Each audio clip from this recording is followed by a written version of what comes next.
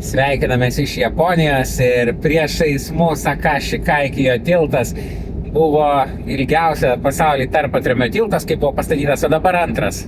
Bet tikrai ne ką mažiau įspūdingas. Jo, atsimenu, kai praeitą kartą Japonijoje buvom, ilgai stebėjom šitą tiltą, nuo ten apačioje yra speciali tokia apžvalgos aikštelė, kur galima tiesiog žiūrėti šitą tiltą ir patekti ten į vidų tilto po šito automobilių keliu. Ir jis jungia dvi iš tų didžiųjų Japonijos salų, tai 4 didžiosios Japonijos salos.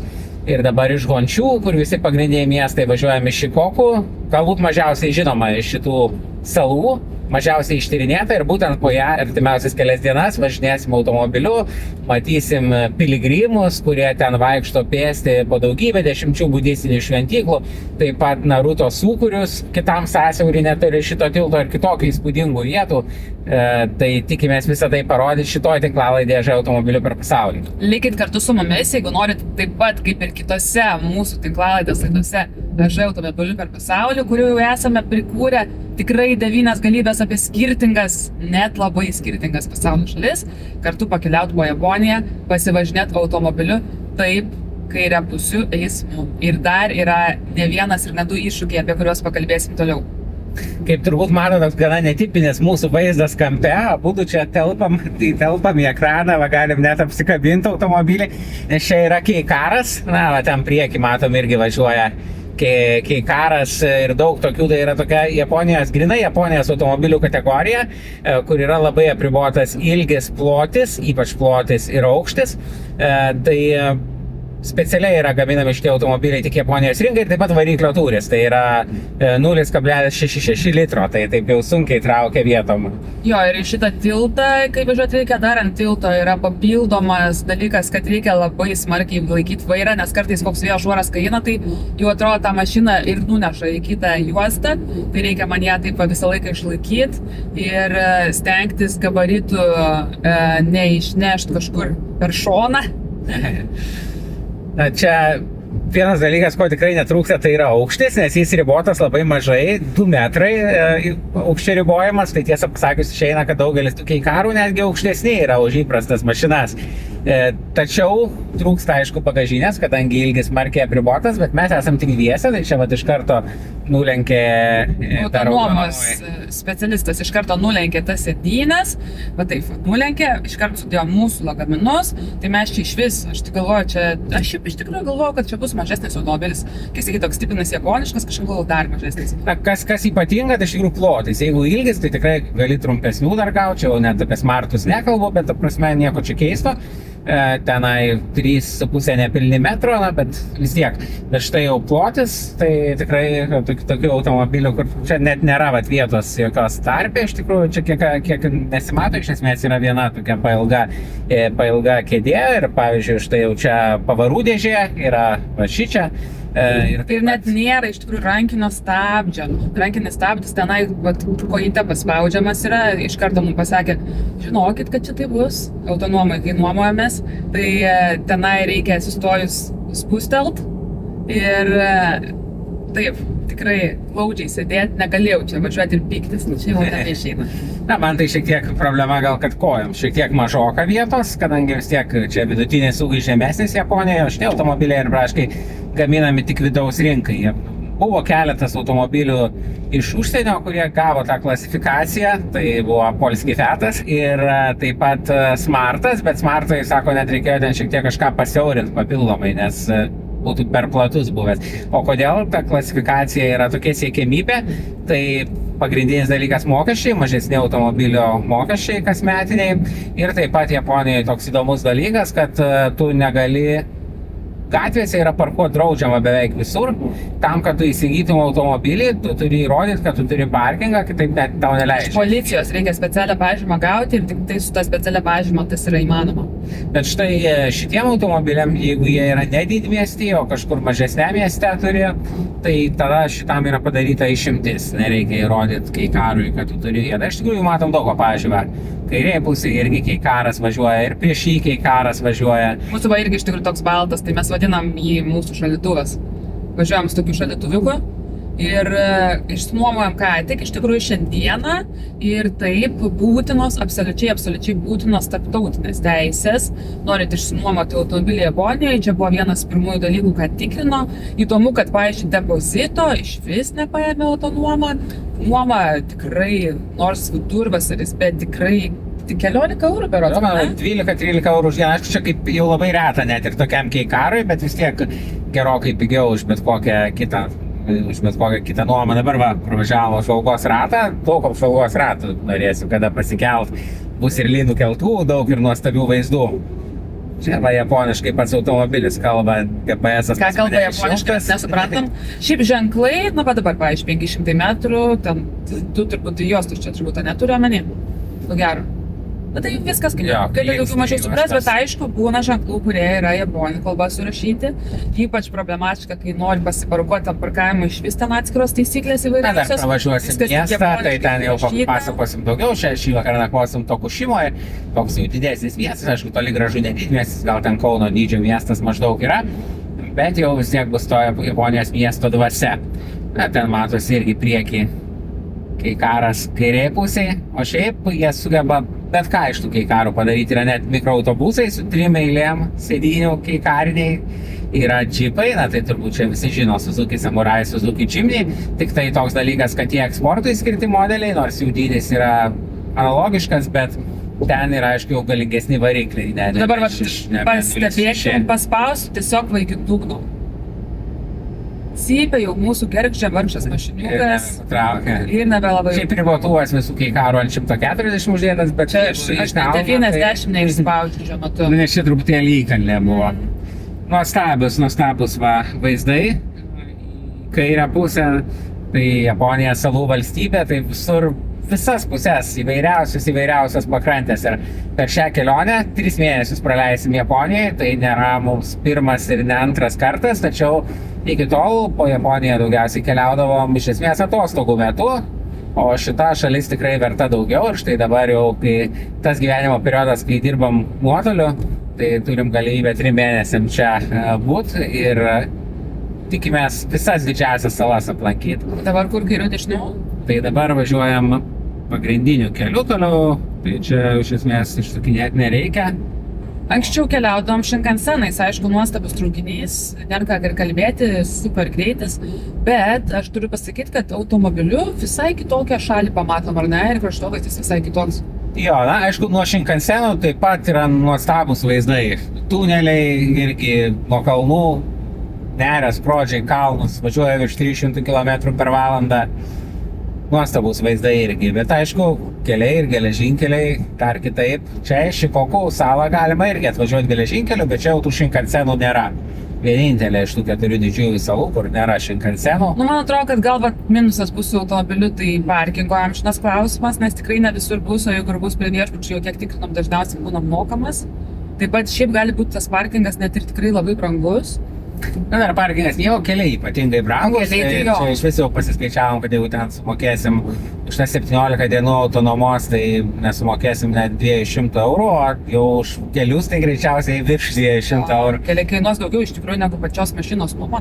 Jo, čia net jau be kuro, tai keliai iš tikrųjų jau brangesnių yra. Bet užtat geri, nu ką gali sakyti. Tikrai geri keliai. Bet mane kas iš tikrųjų nustebino, kad šiaip japonus įsivaizduojam tokius labai mandagius, stilius, ramius, išlaikytus. Bet vairuoja, tai jie, aš kai važiuoju tiesiog, tarkim, ženklas yra 80 km per valandą, tiek ir varau, taip prašvilps, kaip prastovinčiam. Nu va, pavyzdys. Parašau. Ir dabar čia, kiek mes, beveik 100. Niekam čia neįdomu, visi skuta kaip tik įmanom. Gal čia nelabai baudžia? Aš nežinau, reikės pažiūrėti. Dabar apskritai toksai pirmų įspūdžių metas, ką tik išsinuomavau mašiną. Dažnai šitas tinklalaidės aš automobilių per pasaulį kūrėm tada, kai jau būnam pavažinėję kokį mėnesį po šalį ir pasakojam, ką ten matėm. Tai šį kartą šiek tiek kitaip, tokia pirmų įspūdžių laida.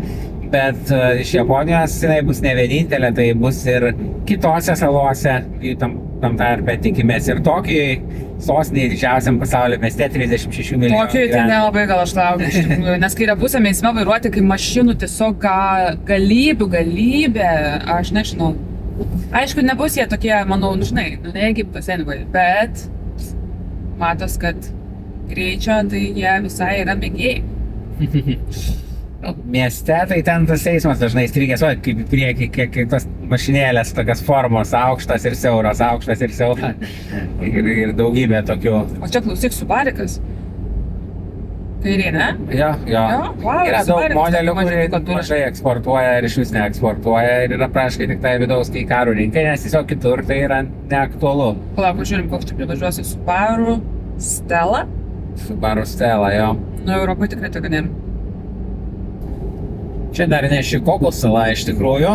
Avadži sala, jinai yra tarp Honšių ir Šikoko tokia mažytė sala, nes statant tuos tiltus ilguosius tarp didžiųjų salų, tai japonai išnaudojo tas mažas saleles, kad nereiktų statyti per kažkokį platesnį nuotolį. Na, pavyzdžiui, šito tilto tarpakramis 2 km jau buvo, bet kad nebūtų dar didesnis, tai tada į kažkokią mažesnę salelę ten, kur yra tarpe, ir tada iš tos mažesnės salelės į tą kitą didžiąją salą.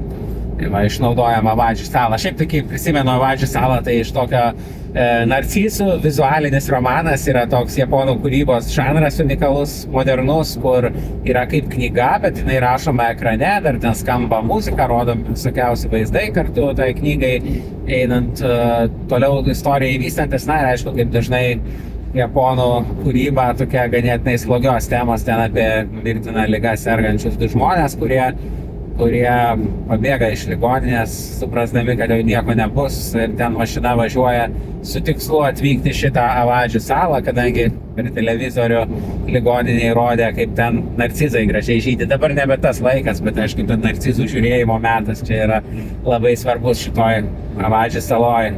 O šiaip visada ir dabar Japonijoje taip pat, manau, ir daug japoniškų filmų žiūrėsim ir visokiausių unikalių jų žanrų. Ir eisim į cosplayaus festivalį. Jo, Nagojoje kaip atrodo, pasaulinis sėdė cosplayaus festivalis bus. O dabar va, ne šiaip Coca-Cola Plus, tai Japonijoje pilna įdomiausių visokių gėrimų ir netgi tie patys pagrindiniai prekių ženklai turi savo vien Japonijai skirtus gėrimus, tai čia Coca-Cola Plus. Ir įsivaizduojat, oficialiai pripažinta yra Japonijoje maisto papildų kaip sveikas produktas, atseit ten ne tik tai, kad pats be cukraus, bet atseit mažina cukraus kiekį. Jo, sveika Coca-Cola. Tiksliau, cukraus įsisavinimą trukdo organizmui ir taip pat ir riebalų įsisavinimą, na, žodžiu. Ir dabar paragaus pirmą kartą gyvenime šito dalyko. Žiūrim, kodėl neišplito, gal labai neskanu, pavyzdžiui, ar kiti abejoja nauda sveikatai, pažiūrėkim. Kad tik tai rastum priežastį gerti Coca-Colą, jau taip sugalvoja. Nu, tikrai toks keistokas skonis palyginas, bet, nu, visai, jeigu tikrai žinočiau, kad sveika, tai dar prisiverstum gertą, ne? Ragau. Kažkokių skonio kola? Ne, geras kažkoks, tiesiog poskonis papildomas. Oh my god. To ne?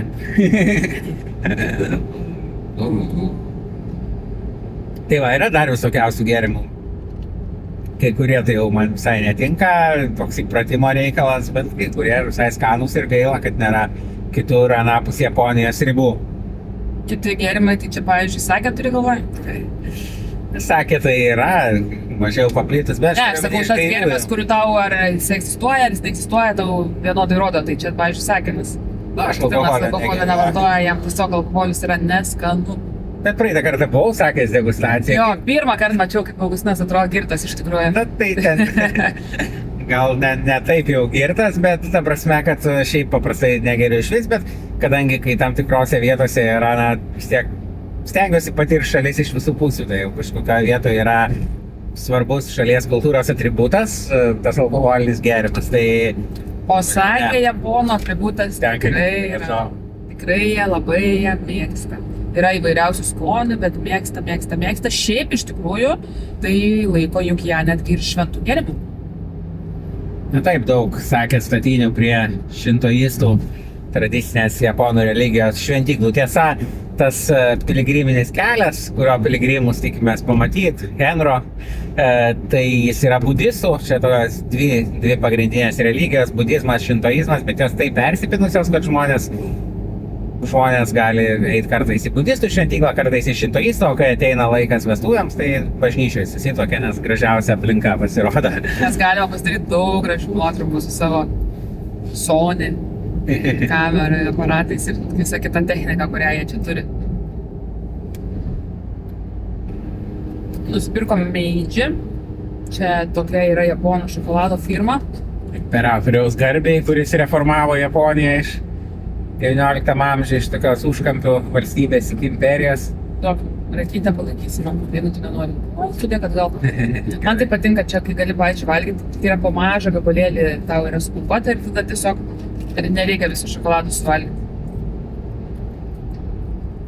Taip, tai daug tada aš išpakuosiu. Prašau. Patogu čia labai paduot. Iš ten paimti iš galno, jeigu reiks arti laikyti, ką reikia pasiekti. Man atrodo, tu galėtum jau greit tiesiog galą, atidaryti lagaminą, pavyzdžiui, šimtai reikia ištraukti ar tą. Eini lagaminą, tu darai ištraukti. Čia nežinau, ta sportinė keikaras gal ne, nes būna ir sportinės, aišku, ta sportinė būna tik išvaizda, nes įsivaizduot, koks įsibėgėjimas, jeigu variklis 0,66. Aš dabar bandau tiesiog pasiekti maksimalią ribą šitam keliais 100 km/h ir man nepavyksta to padaryti. Va, nuokalnė bus dabar, jeigu spausi, bet kiek skaičiau, nes domėjausi prieš važiuojant, vis tiek važiuosim ir kalnų keliais, ypač ten Honšių, tai ar ta prasme galima. Ir nebus, kad nepatrauks kažkur, nes sako, visur patraukia, bet turi praskit, kad reikia dugną imti. Jo, kad net koja paskūsta, net padas, taip jau svyla, nes ilgiausiai laikai visiškai įmynės. Šį kartą ir aš turėsiu galimybę išbandyti, nes paprastai būna, kad autonomuose įeina tik vienas vairuotojas ir tada, jeigu nėra kažkokių labai didelių atstumų, tai paprastai registruojam tik vieną vairuotoją, kadangi aš žiūriu dažniausiai kelią, planuoju maršrutą, tai paprastai tada būna tik tai Aistė vairuotoja, bet šį kartą galima netgi 3 vairuotojais be papildomos priemokos buvo užregistruota, kadangi esam tik dviese, o trečias ir netilptų per lagaminas. Tai dabar esame būdu užregistruoti su tarptautiniam teisėm, aišku, kurias Japonija viena nedaugelio tų šalių, nes yra daugybė šalių pasaulyje, kur rašosi internete, kad esą reikia tarptautinių teisių, bet kiek turim patirties, tai iš tikrųjų tai yra vos kelios, kur iš tikrųjų reikia, tai va Pietų Korėja, ką tik nuomavomės mašiną, irgi aš automobiliu per pasaulį bus video, ir taip pat Indija irgi prašė. Jo. Ir šiaip regitrą gamina 2 tipų tarptautinius pažymėjimus. Vienas galioja 1 metus, kitas 3 metus. Jie ten pagal skirtingas konvencijas, skirtingos šalis. Tai labai svarbu, kad keliaujant į tokią šalį reikia dar ir tinkamos pasidaryti. Mes aišku, būdų pasidarėm, jie nėra brangus, o mes kai važiuojam. 8 eurų buvo vienas, kažkokia tikrai net tokia suma. Ir kai mes važiuojam vienu kartu ilgam laikui, mėnesiams, kadangi aplankom galbūt daugiau valstybių kartais, bet nežinom tiksliai iš pat pradžių, prieš išvažiuodami dabar, pavyzdžiui, po Ramiojo vandenyno salas, po Japonijos planuojam keliauti ir dar kol kas, dabar jau turim bilietų daugumą, bet prieš tai, kai išvykom, neturėjom tų bilietų, nes vis tiek tas laikas gana tolimas, bilietus apsimoka ir geriausiai gal prieš keletą mėnesių, bet ne prieš metus, nežinau. Tai tada pasidarėm dėl viso pikto abudu tos variantus. Žinai, kai metus galioja, šiaip labai trumpai, ar ne, iš tikrųjų. Tas, kur 3 metus, tai daugiau, o metus, tai gerai, mes dar važiuojam nemažai kur, bet jeigu, pavyzdžiui, dėl vienos kelionės, vienai kelionė, tai aišku, tada tai kelionė išžiūrėti, o jau praėjo, jūs vėl prasisuko kalendorius. Ir man dar labai patinka čia Japonijoje, kad dabar, nors yra labai liūčių sezonas, bet, pavyzdžiui, šiandien praktiškai nei debesėlio, bet ten horizonte šiek tiek vienas kitas matyti, bet iš mūsų yra absoliučiai žydras dangus. Tai pagal tai, kas buvo šią savaitę, kaip smarkiai plovė viską ir kaip lyjo, mes buvome nuėję Kiote į tokią labai tūkstantmečius siekiančią šventę, vykstančią kasmet. Gion Matsuri. Tai realiai buvom praplauti gerokai. Neliko nei vieno siūlo praktiškai mūsų kūno, kuris nebūtų perlytas. Aišku, tai turėjo ir tam tikrų pliusų. Dabar šiais laikais Kiote jau turistų yra tiesiog begalybės, labai daug. Tai bent jau tas lietus juos labai smarkiai pravaikė ir mes tą šventę galėjom žiūrėti visai centre ir neužstojo tų didžiųjų, tų tokių tempiamų alebardų ir kalnų, taip vadinama, tokias kaip transporto priemonės, kurias ten traukia begalė žmonių ir ypač kaip jas pasuka, tai buvo tikrai labai įdomu žiūrėti. Dažniausiai taip gyvenam, kad kažkur miestuose, kaip Kiotas, apsistoja ilgesniam laikui, ten kartu ir dirbam nuotoliau, galim ir sulaukti visokiausių švenčių ir paskui po šito apvažiavimo per Šikoku ir Honšiu porai savaičių apsistosim Osakoje ir taip pat patirsim įvairių įdomių kultūrinių patirčių tenai. Tai va dabar iš tikrųjų saulės spingsi, labai šilta, labai gera, bet toks oras man patinka. Aš tikiuosi, kad jisai užtruks dar čia. Na, šiaip yra tokia Japonija, iš tikrųjų vasara, kaip dabar, tai yra lietingesnė už Lietuvą. Net kelis kartus yra toks kaip mažasis tarsi liūčių sezonas, ne taip baisu kaip Indijoje, kur buvom prieš tai, bet vis tiek yra tas dalykas, pila taip, kad matyti irgi bus dar tokių periodų. Tikimės, kad tada, kai Fujiyama lipsim rugsėjį, jau taip nebus ir bus giedras dangus ir matysis gražus vaizdas, nors sunkiai to tikiuosi, dažniausiai apsiniaukia būna, bet ten patirtis vis tiek, kaip ir šitas Šikoku Genro piligrimystė, tai ir tas kopimas į Fujiyama irgi, tai tikimės apie tai irgi bus video jau visai kitoks, aišku, ne su automobiliu. Ir tolumoje jau matosi kito tilto pilonai, tai vienas tų Japonijos vaizdų man tokių įstrigusių, tai tie milžiniški nuostabūs tiltai, kur kaip meno kūriniai pačioje atsisėdė, kokio kavinėje žiūri. Ir toj dar vienu važiuosim, bet čia jau iš Avadži salos į Šikoku salą. Prie šitos mašinos visai reikia prisitaikyti ir kaip šią tinklalaidą daryti, nes daugelis mašinų tai būna. Forma jos kitokia. Ganėtinai, na, taip pat viskas. Bet šitas langas toks didžiulis, tai pliusas, kad nei kiek nesimato jokio priekio, neįlenda į vaizdą, neužstoja, kita vertus, kai kurie atspindžiai galbūt stikle tokie netipiniai, čia prieš tai tas butelis lyg tai atsispindėjo, tai reikia prisitaikyti. Man dar patinka, kad gale matosi tai puikiai ir tas didžiulis galinis langas, nes paprastai jau mūsų veidai dar matosi, bet kas tiksliai už mūsų, tai nesimato. Visi dar lagaminai matosi? Jo, wow, super. Tiesiog super. Tikrai, wow, koks vaizdas neįtikėtinai gražus. Fotogeniškas labai. Ir prasidės tiltas ir jau važiuosim į Šikoku salą. Čia pat visą laiką, kai būna tie greičio ribojimai, aš jau net nebežinau. Pavyzdžiui, dabar raunu ant 100, tada reikėtų šiaip ant 70, bet va ką jie daro. Tai tiesiog stengiuosi viršyti visada, bet gal ne per daug, kad jeigu jau kas tai... Nes iš tikrųjų tai skaitam, turbūt toks dalykas nefainas yra, kad jeigu reiktų susimokėti baudą, tai tą reiktų daryti policijos nuovadoje ir ten nuėjus kalbėti japoniškai. Čia už parkavimą, ne ten ypač gatvėje, kadangi gatvėje būna užsieniečiai atvažiuoja ir galvoja, na tai nėra draudžiamų ženklų, tai statau, o iš esmės pas juos gatvėje matysim toks unikalus vaizdas. Kai kam labai patinka, sako, va taip miestas turi atrodyti, nes, na, iš tikrųjų, neužstoja pastatų, niekas nėra tų pristatytų automobilių. Ir va, saulėlydis, nuostabus tiltas, o Naruto tiltas. Čia yra kilometras 600 metrų ilgis. Nu jo. Bet taip pakabinami tiltai turi va savy kažką.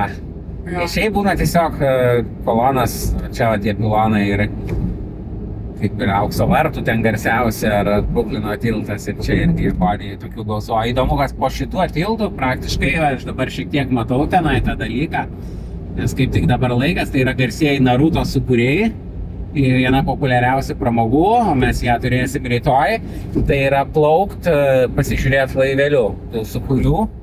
Ir dabar kaip tik tas momentas, nes čia jie yra dar ne visada priklauso nuo potvynio atostogų, kada jie stipriausi yra. Tai va būtent tokiu metu maždaug prieš 5 vakare jie stipriausi, tai būtent tuo laivu mėginsim plaukt, pasižiūrėti sugurių rytoj. Turiu labai stipriai laikyti vairą. Ajo, šis skersinis vėjas. Čia šiaip viešbučių yra tokių tradicinių su kambariais, kur miegama ant žemės ir staliukas yra be kojų beveik ir sėdima ant žemės prie jo, tai galvojau užsisakyti, bet paskui jau juos išpirko, tai dabar važiuojam pačioj Tokušimos mieste, apsistosim tenai.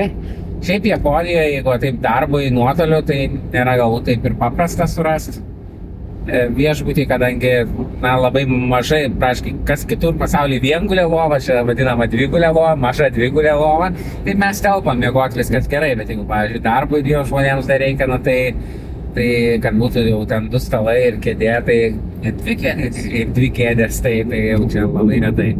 Dabar jau turėtų greitai prasidėti Tokušimos miestas ir čia taip pat ir garsėja savo šokiais, kuriuos irgi turėtume matyti rytoj. Štai Tokušima, Pocari Sweat reklamuojasi dar vienas iš tų tik Japonijoje esančių gėrimų. Aš tai nemėgstu. Na šitą jo skonis neįtin man patinka, Aquarius labiau konkurentų jo. Taip ir dabar jau reikės nusukti nuo šito greitkelio neužilgo, bet dar važiuojam tiesiai kol kas. Welcome to Naruto. Jo, tai šita vietovė Naruto iš tikrųjų vadinasi, bet čia kaip Tokušima, Naruto dažnai būna, kad Japonijoje tai, ką mes žinom kaip miestas, tai iš tikrųjų susideda iš keletą oficialių miestų, pavyzdžiui, kokia Osaka, Kobe, netgi Kyotas, na, iš esmės jie yra vienas didelis metropolis. Bet oficialiai yra skirtingi miestai. Bet Naruto nėra kažkoks siaubo filmas? Naruto, tai aš šitas anime Naruto. Aš galvoju, kad kažkas tokio, ne? Ir čia gali taip pamatyti, o dabar jau reikės mums išsukti į kairę iš karto už tunelio. Vėl gausim susimokėti, ne? Jo, šį kartą jau turbūt daug, čia tiltai galingi buvo. Bet laimė, kad mes dabar kol kas nemokam nieko, nes tiesiog išnuomom kortelę, ITC kortelę, reikės ten važiuoti tas ETC kelias. Ir tiesiog paskui jau sakė tik tai, kad šlamančiaisiais atneštume jam. Grinais, būtent jo. Yra dalykų, kur grini čia vaikšto labai smarkiai. Na, pavyzdžiui, dabar pirkom ir vidinio reiso skrydžio bilietus ir tavo kompanija kažkaip nepriima užsieninių kortelių, tai va reiks šiandien eiti 7-Eleven išsuk. Išsukti čia, ne? Palauk, ETC. Ne, tai čia Naruto. Bet mums išsukti reikia mums išsukti į miestą. Tai o tai ne ten bus išsukta? Ne, tai čia, man atrodo, važiuosim toliau magistralę, mums reikėtų išsukti. Nu gerai. Taip. Čia vis tiek greičiausiai reiks susimokėti už tai, ne, nu, ką tai jau aišku, kad reiks. Žinoma, kad reiks. Aš jau, japonai, kai pamato tokius nesusigaudančius vakariečius, tai galvoju, kokie čia barbarai pas mus atvyko. Man atrodo, jie barbarus mus laiko, tai dėl daugybės kitų. Jo, ir nešnekam tiek ilgai, ir va čia vieną viešbutį ten trumpai parašiau tekstą paprašydamas numerio viršutiniam aukšte. Tai man tada ištaisė, kaip aš turėjau rašyti ten maždaug could you please give me thanks in advance, paskui ten ir žodžiu viską tiesiog parašė atgal tą patį tekstą, kaip aš turėjau jų paprašyti. Tik tai labai. Na tada jau atsiprašymus japoniškai jiems rašiau, kad už tokį trumpą tekstą, na tai tada ir parašiau, kad laukiu, kada apsistosiu pas jūs, tai tada jo sako, dėkui už tokį malonų tekstą jums. Kad tu man dagybi, tai ne tik tas lankstymas, čia jau žodžiais kokie viražai eina. Atsiprašymo, aš tavęs atsiprašau, aš tavęs dar labiau atsiprašau. Taip atrodo į Booking.com, aš ne tai, kad e-mail prašau, bet tiesiog Booking.com, kur reikia užpildyti tą vietą, kur maždaug... Ta vieta, čia kalbam apie tą vietą, kur absoliuti dauguma pasaulio viešbučių šis neskaito. Jo, dauguma neskaito, nereaguoja niekaip ten paprašai kažkokio, tarkim, viršutinio aukšto su vaizdu, bet nei kažką pasako. Tik labai retas arba duoda, arba jau atsiprašau, kad negali, čia labai retai. O čia ne tik, kad perskaito, bet dar ir laiką skiria, na ir žiūrim, bet dabar ETC važiuojam. Tai tiesiog tiesiai važiuojam. Jo, šį kartą jau išnuomavom, kartais nesinuomojam, čia šiaip galima ir visur, ne visur, bet beveik visose vietose apsimokėti. Reikia 20 km/h dabar važiuoti. Taip ir darau. Štai, apsimokėti ir vietoje. 2520 jenų. Taip, tai čia yra 14 eurų, ar ne? Taip. 14 eurų, nu kiek čia važiavom, valandą kokią. Jo, ir nekalbant apie tai, kad štai jau daugybę kartų buvo tokie dalykai. Taip, dabar kairiau. Tai čia per dieną, aš nežinau, 5 eurų prasisuksi. Jo, tai sakau, čia, aišku, kaip kai kur nėra tų mokamų kelių, bet kur jie yra, tai jie taip, kad tai jais nevažiuot, na gali nevažiuot, bet jau laiko susigaiš, ten kelios valandos plus, o vis tiek norisi padirbėti ir pamatyti daugiau, tą dienos metą išnaudoti šviesų, tai pavažinėsim ir tokiais keliais, aišku, kur bus gražesni nemokami keliai, tai važiuosim ir tam, kad pamatyt vaizdų nemokamais keliais, o čia kapinės kairė atrodo, ar ne? Aha, jo, man irgi panašai. Tai gerai, dabar važiuojame pagrindinį kelią, ne? Jo. Padariau klaidą amžiną, kur kai pasiėmė ką tik automobilį važiuoti kairę pusę, nors šiaip daugiausiai dešinėme dalyvauja eisme. Tokushima. Tokushima, jo. Tiesiai. Ir čia tie tokie miestų greitkeliai pakelti virš viso kito eismo. Panašiai ir geležinkeliai eina per japonų miestus, tai tokiu būdu gali važiuoti tarsi virš visko. Ir nėra jokių sankryžų. Nėra pervažų vieno lygio geležinkelių atveju. Netrukdo viens kitam, bet va jau dabar nusileis kelias pamažu ir įvažiuosim į patį miestą. Tai man dabar teisai. Jo, tai dabar visą laiką tiesiai, kaip visą laiką ir viešbutis iš esmės šalia šito kelio bus. Tai aš čia dabar esu tiesiai, taip? Šitame? Taip, jo, gerai. Guru. Kai kurie pavadinimai tokie jokingi būna. Čia, pavyzdžiui, kairėje tas sunkvežimiukas, tai irgi yra keikaras. Yra keikarinis sunkvežimis, kuris atitinka pilnai normas ilgio, pločio ir aukščio. Vasarą karštą, tai reikia labai daug vandens vartoti, kad nedehidratuotume. Vasaros čia karštesnės negu Lietuvoje. Tai tikrai jaučiasi. Mums daug kas patarė, ką jūs ten, kodėl jūs važiuojat į Japoniją vasarą. Man asmeniškai tai oras nelabai rūpi. Čia visko yra, atrodytų maža mašina, bet čia ir kondicionierius, aišku, ten ir ekraniukas. Patogu iš tikrųjų vietų pasidėti, viskam yra daug tokių pasidėjimų, nedidesniuose kartais trūksta, pavyzdžiui, pasidėti gėrimui vietos. Nes būna dažnai gėrimui, pavyzdžiui, pasidėti keleiviai, o vairuotojai nėra. Dabar vairuotojai nerealiai patogiai pasidėti, bet čia galima. Taip pat va čia šitas vis važinėja, galima va tiesiog taip padaryti ir va taip mes galim tiesiog va glaudžiai sėdėti praktiškai ant vieno suolo.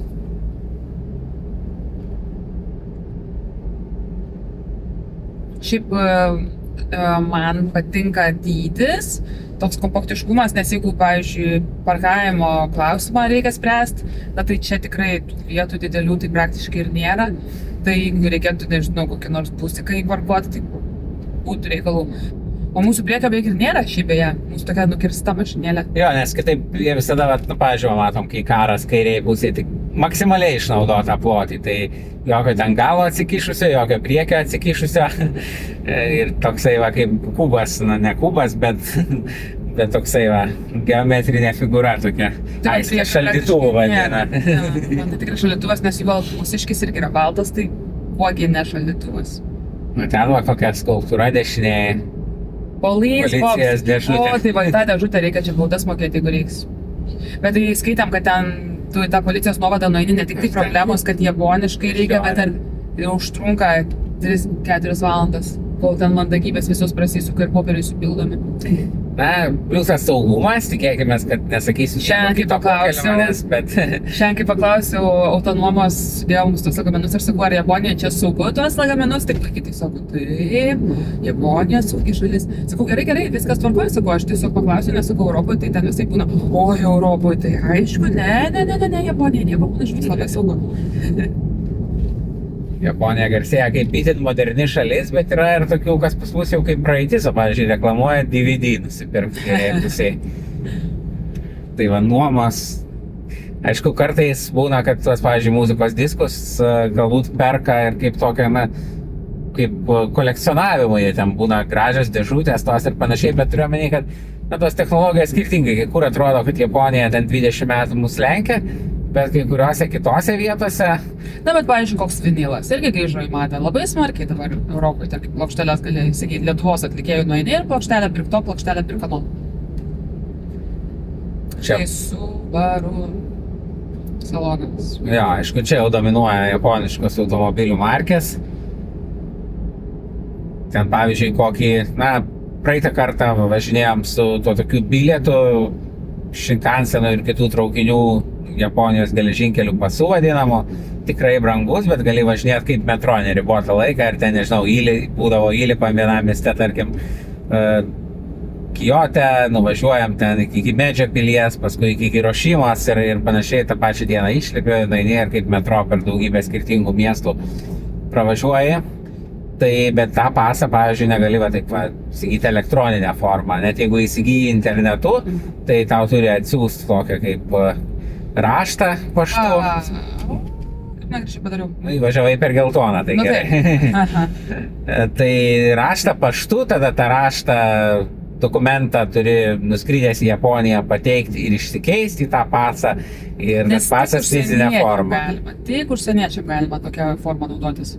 Kitų čia irgi kažkoks vienas toksai sodas Kiote yra ir ten galima patekti tik tai parašius laišką, jiems jie atsiunčia... Ranka parašius laišką. Nežinau, galbūt atspausdinta, bet turiu omeny, kad tai... Ne, elektroninį kitų laišką turiu. Jo, ir paštu gauni tą iškvietimą apsilankyti. Tai tokių dalykų, kur pas mus nesuvoktum, čia yra, bet kitais atvejais tai super moderni šalis ir manau tikrai daug čia visko pamatysim per šitos 3 mėnesius. Mūsų viešbutis bus iš kairės pusės. Kaip vadinasi? Ir už kelių minučių Century Plaza Hotel. Kažkaip bus čia angliškai parašyta, ar tik tais japoniškai? Turėtų būti parkingas, tiesa, papildomą mokestį, parkingas ir apskritai vieta. Tai Japonija yra tai, ko labiausiai turbūt trūksta. Tai atsispindi ir kainose. Tai yra dalykų Japonijoje, kurie net pigesni negu Lietuvoje, pavyzdžiui, maistas restoranuose. Yra dalykų, kur, kaip viešbučiai, tai galbūt kaip vakarų gali Europoje kainuoti, ir yra kaip keliai, kur jau arba transportas, greitieji geležinkeliai, tai sakyčiau, vieni jau brangesnių apskritai. Su Šveicarija nelyginu. Čia aš tikrai jaučiu.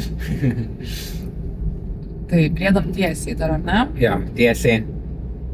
Vienas tokių japoniškiausių vaizdų, tai tie tokie vertikaliai surašytos iškabos, kur palei pastatą prikabinta iškaba ir vertikaliai iš viršaus į apačią.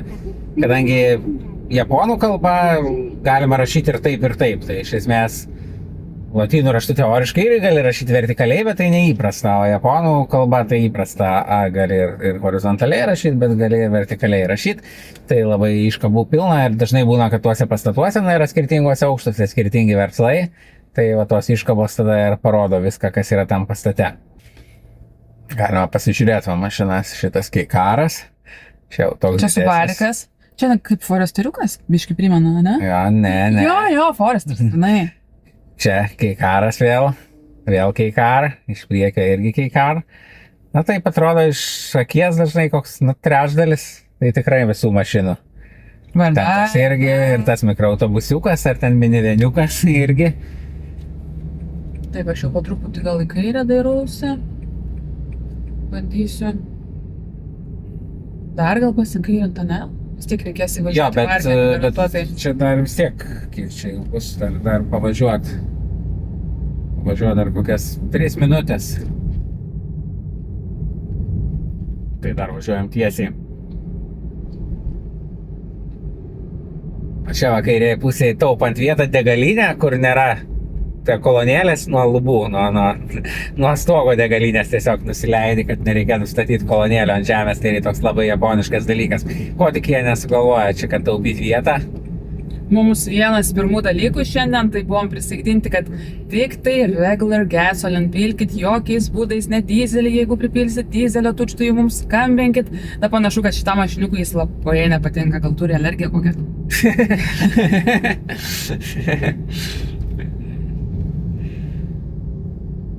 Taip, tai dar tiesiai važiuojam.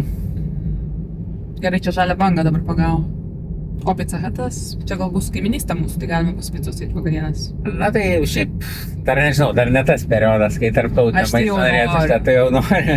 Aišku, čia yra aišku, bet dabar žinoma, pirmą kartą. Ragaujame skirtingiausių parduotuvių. Tiesiog į tokią maksimą vietinę nueini ir ten sušiu akis raipsta, su kuo tik tai ten jų nėra. Jo, ir ten bent, nežinau, per pus bent pigiau, bet gal trečdalis kainų, kiek Lietuvoje ten kokiam suvalgytum, nes čia ir visiškai neegzotinė prekė, tai galima tikrai daug suvalgyti. Ir su visokiais aštunkojų čiuptuvais, ten čia toli gražu ne tik tai su krabo lasdelėm ar dar kažkuo.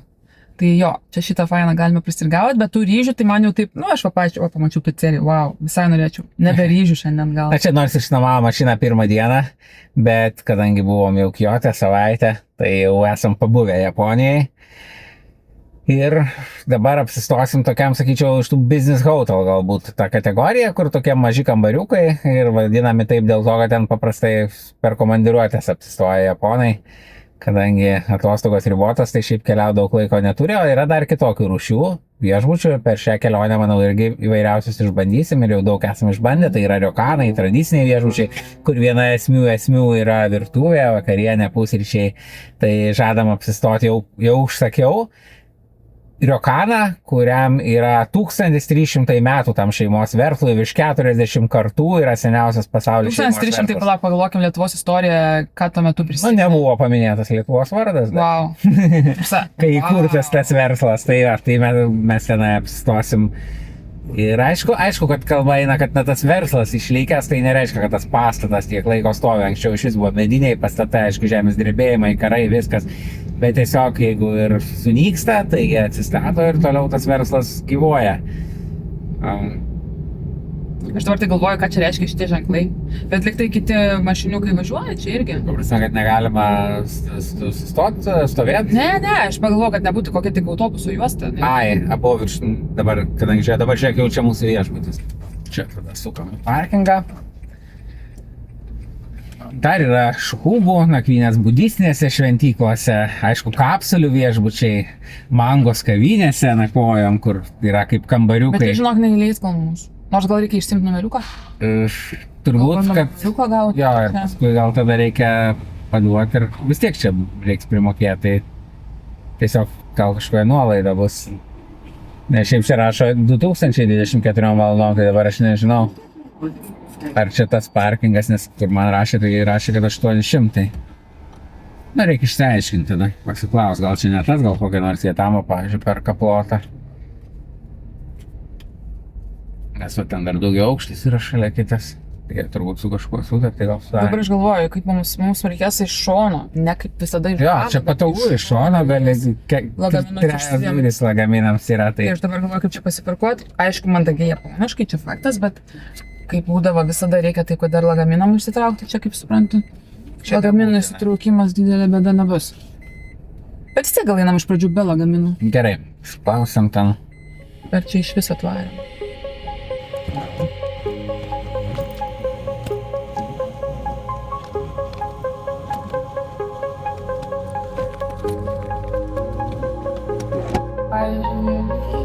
Škas, dantų pasta, žalia arbata.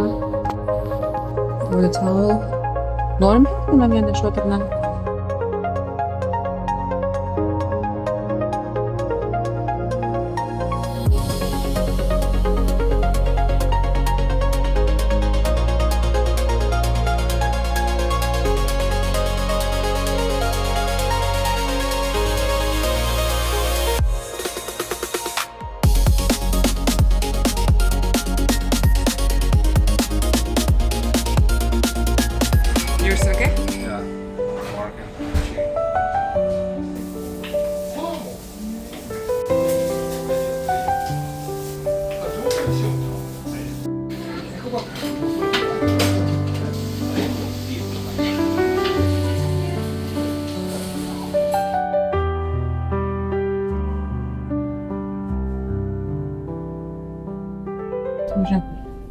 Man rodo, nu gerai, tada reikia. Kelio nėra jokia. Jau užstatyta, nors man rodo, kad ten važiuoti reikėtų, bet klaidingai turbūt.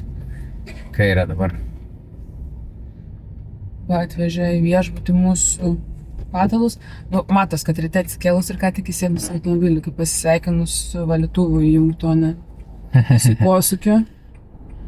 Kiek čia tų valandyčių? 10. Ne, tai jau piko valandas jau manau praeitį.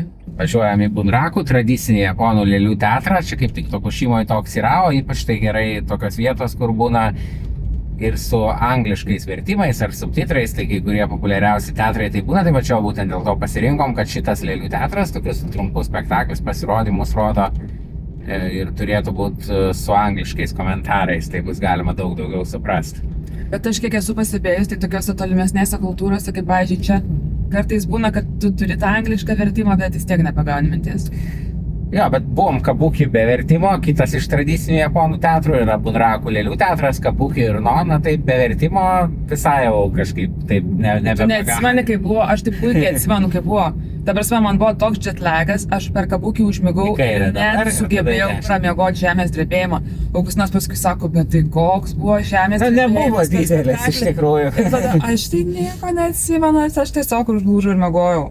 Nebuvo didelis iš tikrųjų tas žemės drebėjimas, bet Japonijoje tai čia visiškai nuolatinis reiškinys, kaip pas mus lietus, nežinau, 3 kartus prieš tai buvom Japonijoje, kas kartą buvo žemės drebėjimas, vieną kartą tai iš vis 9 balų. Šį kartą nebuvo, bet manau per 3 mėnesius tai tikrai ne vieną. Medaus mėnuo mūsų buvo neišdildomas.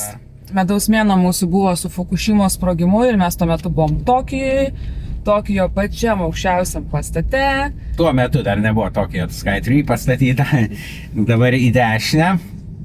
Tai dar tiesiai kol kas rėdu. O ką čia tas berniukas man? Čia tiesiog vandys. Daug pas juos tokių rodžių, iš dešinę. Čia ne? Jo. Opa, o iš čia turi važiuoti ar ne? Važiuok. Kaip man susigaudyti? Aš nieko nesuprantu.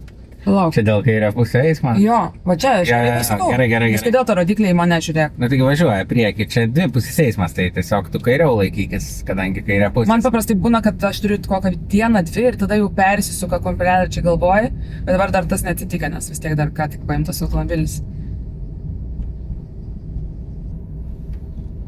Esi dabar, paskui kairę reis, gražus čia kelias. O, štai čia turbūt jie žaidžia beisbolą. Ten golfą, man atrodo, šiaip panašiai atrodo šitie abudu dalykai, tai kadangi ta erdvė ribota, tai kad nenuskrietų kamuoliukai kažkur toli, tokie didžiuliai tinklai pastatyti ir taip gali mažai erdvės užimti treniruočių arba driving range golfo arba beisbolo. Čia man atrodo golfo buvo tas driving range vadinamas.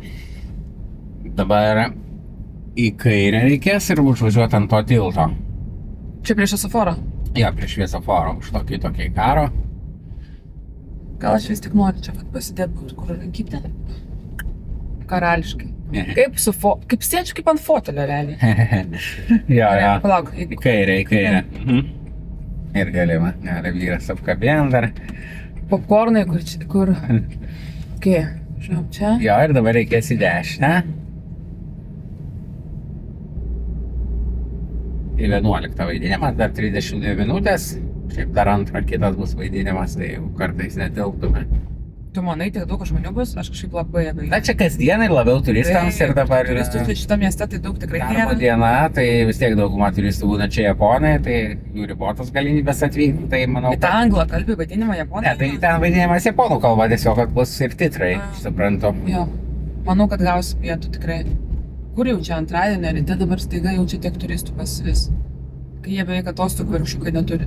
Mums pasakojo, kad atostogos maždaug japonams priklauso apie 3 savaitės per metus.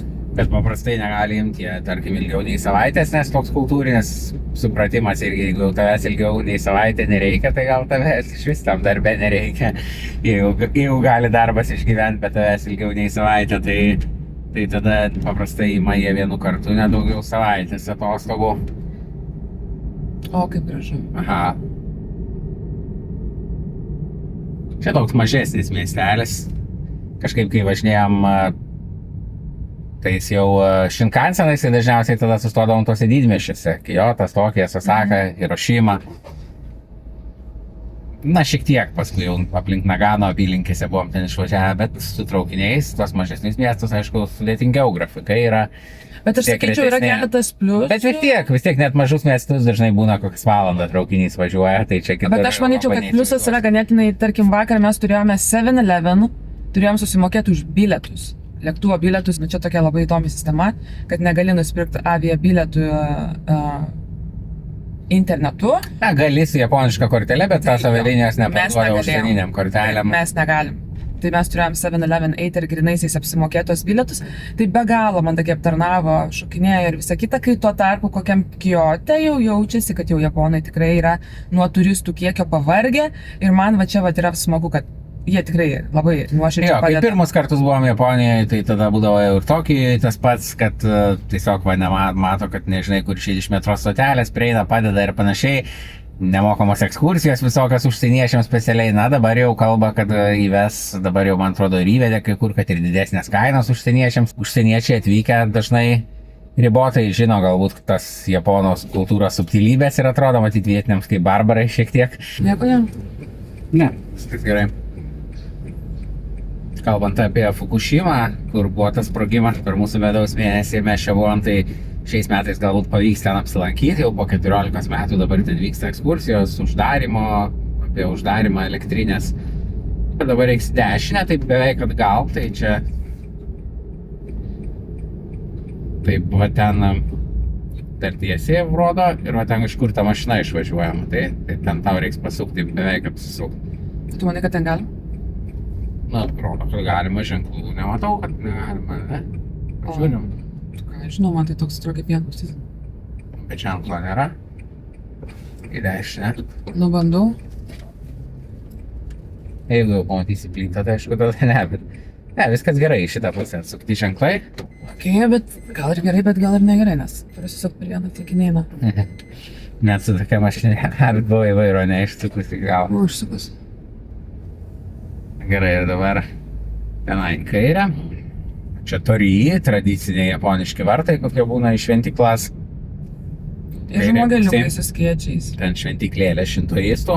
Laukia dabar vasaros karštom dienom visada tik su skėčiais. Skėčiai tai ir nuo lietaus, ir nuo saulės. Tai Man tai atrodo, kad jie saulės bijo labiau nei lietaus.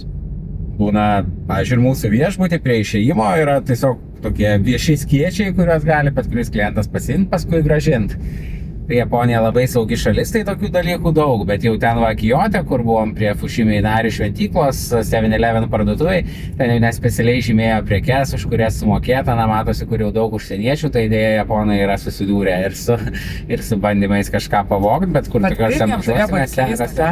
Aš galvoju, pirmais kartais. Jiems turbūt kažkas turėjo būti už jų suvokimo ribų. Tai viskas čia pasitikėjimo. Ir dabar va į kairę ir va čia bus tas Lėlių teatras ir ten turbūt jo Čia parkingas. Aš nežinau, gali būt, palauk. Yra ir kitoj pusėje ir čia parodyti, Va čia irgi kuris tarsi priklauso. pa, ne? Va čia tarsi pa ir lėlė nupiešta, tai O turbūt. my gosh, kokia baisi lėlė. Tai turbūt Lėlių teatro bus parkingas, gal va šičia kairiai dabar va ten, va, kur pa turbūt bus. Čia ne? Bandom, kairę. Bandom. Jo, čia va A, čia vietos pilna. pilna. Nu jau tikrai, man atrodo, būsi vienas iš tų 3 turistų. Nu, kurie čia bus. nebent čia nėra vaidinimo, tai Jo. kai daug vietos, tai dažnai dar ir taip gali būti. Tai gerai, tai stovim tiesiog japoniškai mandagiai. Kas mažas duris. Vis tiek žmonės nėra gal tokie maži. Ne, tai ten įėjimas pagrindinis. Ar čia lėlės vaikšto gal per šitą? Čia įdomu tokia teatras Bunraku, kad yra lėlininkai, jie matomi, nėra kaip mūsų lėlių teatre, kad slepiasi tarsi nuo žiūrovų, bet jie irgi... Tuoj pažiūrėsim, kaip tai atrodo.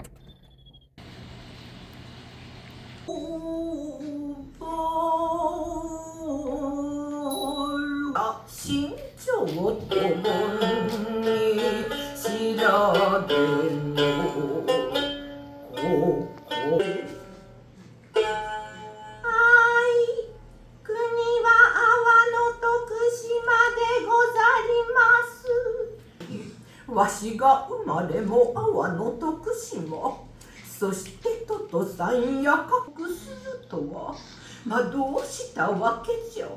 それが聞きたい。少女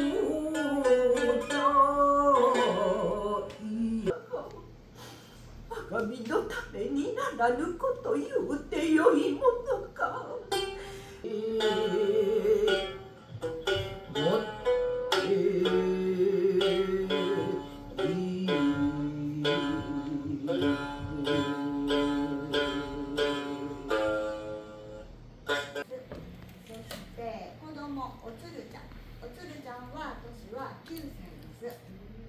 先ほどの説明にもありましたように、おつるちゃんはお母さんがって泣いたら子供になるので、お母さん泣くとき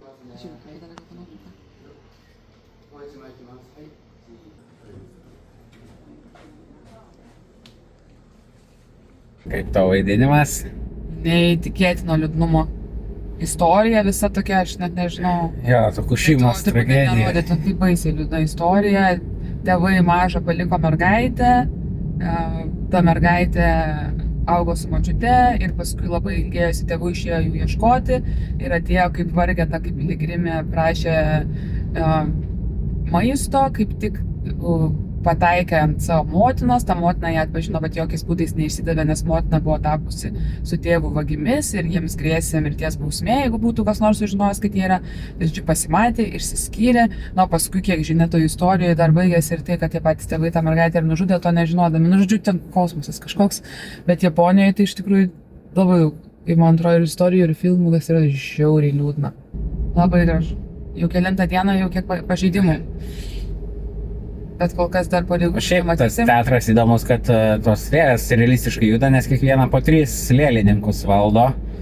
Ir tada ir vienas vieną ranką valdo, kitas kitą, o trečias visą lėlę. Tai tikrai tokie grakštus judesiai. Šitas teatras visai ne vaikams skirtas. Tai jau kaip ir istorijos ganėtinai. Bet sakė, kad vaikai irgi mėgsta šitą pasaką. O paskui priejo pašnekėti su visais užsieniečiais, ten prieina tas toks, nežinau, vadovas ar režisierius ar kas jis ten yra. Ir įdomu, kad pirmą girdėjau, kad su kitais užsieniečiais lygiai tą patį kalbėjo ir lygiai to paties klausė, ar jūs kada nors po visko, ar jūs kada nors jau matėt lėlių teatrą, tai jie atsako, taip, matėm, bet pas mus tai būna paprastai vaikams. Manęs, ar jūs kada nors matėt lėlių teatrą, vėlgi tas pats. Ir čia Japonijai tas įdomu jau nuo praeitų kartų, kad dažnai tie žmonės, kurie aptarnavimo srity turi tokį labai tikslius nurodymus, na ir kaip praškai suprogramuotas kompiuteris, tiksliai laikosi nurodymų. Tai pavyzdžiui, viena, kai Nakasendo buvom kely ir ten ėjom per tuos kaimus tokius ir buvom muziejai tokiam, na ir ten šneka su mum angliškai, pasakoja kažką ir paskui netyčia pamatėm, kad yra pas ją parašytas tekstas, kur lygiai žodintas pats, mintinai iškalus tą tekstą ir visiems anglakalbiams sako. O paskui, kai ėjom nakvoti į Mangos kavinę, na tai atėjom ir tada sako, ne, tai jūs čia esate užsiregistravę kaip nariai, ne, tai tada negalit čia. Nu gerai, tada aš klausiu, tai gal galim dabar užsiregistruoti? Sako, taip galit. tai kitur būtų tiesiog iškart pasiūlę, tai gali dabar registruotis, bet maždaug ne, aš to neklausiau, tai kol nepaklausiau, ar galim dabar užsiregistruoti. Žinai, ką man primena? Tave. Kiek kartų gyvenime yra buvę, kur sakau, tai kodėl tu mane sakai, tai kad tu neklausai? Labai man primena tave, žinau, papustinai. Gražu čia tiltai. Ar čia galima sakyti, kad kiekvienas vyras turi savyje kažkiek japonų? O dabar važiuojam į pirmą šventyklą iš to Šikoku piligrimystės žiedo, beje. To tam vaidinime, tai taip pat ta mergaitė buvo piligrimė ir netyčia atėjo piligriminiam kely pas savo tėvus, kurių ieškojo. Tai tikiuosi pamatysim ir tikrų piligrimų su tradiciniais rūbais, paskui ypač kai išvažiuosim iš Tokušimos, tai kaip tik važiuosim to keliu, kur yra pagrindinė tų piligrimų arterija. Mes iš tikrųjų tos pjesės matėm tik gabalėlį, maždaug pusvalandis būna parodomas turistams ir dauguma turistų japonai, bet anglų kalbos subtitrai irgi yra, tai keletas užsieniečių be mūsų buvo, bet šiaip jau skaitėme, kad visa ta pjesė buvo parodyta tik vieną kartą 18 amžiuje, nes ji esanti šitokia ilga. Štai pirmoji šventykla Šikoku piligrimystės ir dabar mes čia stabtelsim. Čia? Stojimas, ja. Taip tiesiog keli? Tai va, parkingas. Kur? Nu, čia. Nieko absoliučiai nėra? Manau, vadiniai galėsim vietą pažymėti, tai mes ten nestatykim, bet sekantį vietą tada gali būti mūsų. Tai va čia galim statyti, bet kur ar ne? Reikia pažiūrėti, jo, čia subraižyta, tai tik tai statyk kaip subraižyta tada. Tai na, piligrimai šiuo metu jokie. Šiaip eiti dabar belė kaip karšta būtų, manau.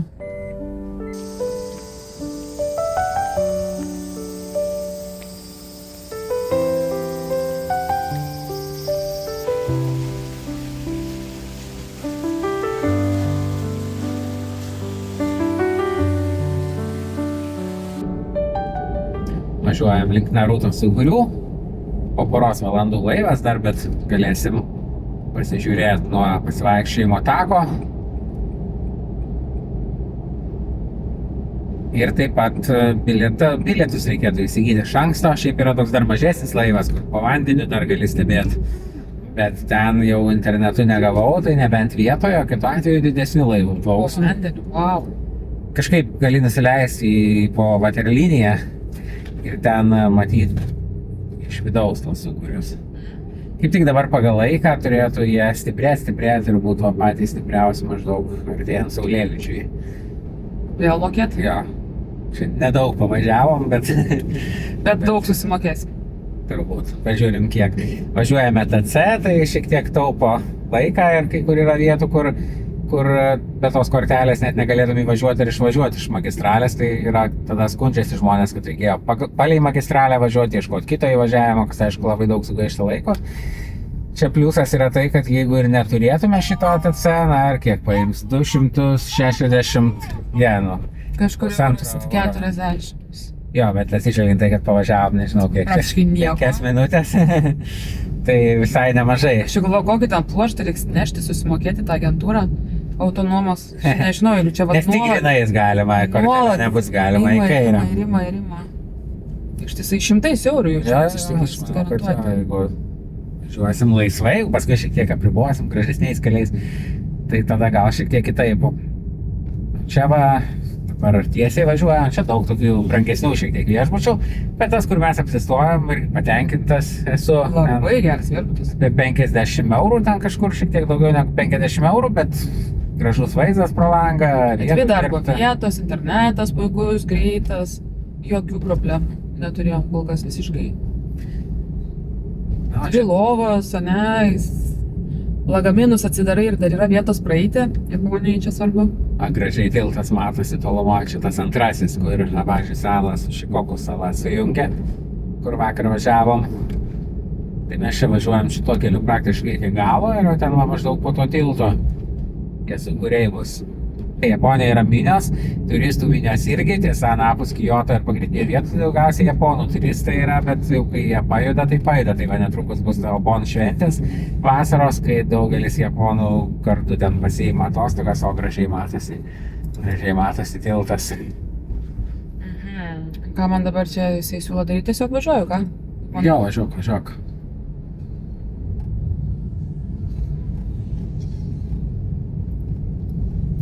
Labai gražus. Tikrai kaip Golden Gate'as, ane?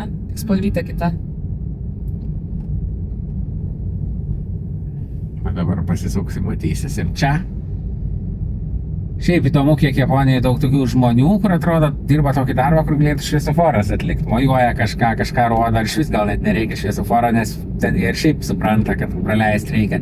Tai čia toks dalykas, kad ta Japonija garsėja kaip tokia super moderni šalis, bet čia yra jie abi pusės. Yra tokių dalykų, kur daug modernesnį negu pas mus, pavyzdžiui, kasose, net jeigu pas žmogų eini ne automatinę kasas, mokėjimas dažniausiai automatinis, ten tokie aparatai, kur paskaičiuoja grąžą išmetą monetom ir čia gal žinok bus bilietai.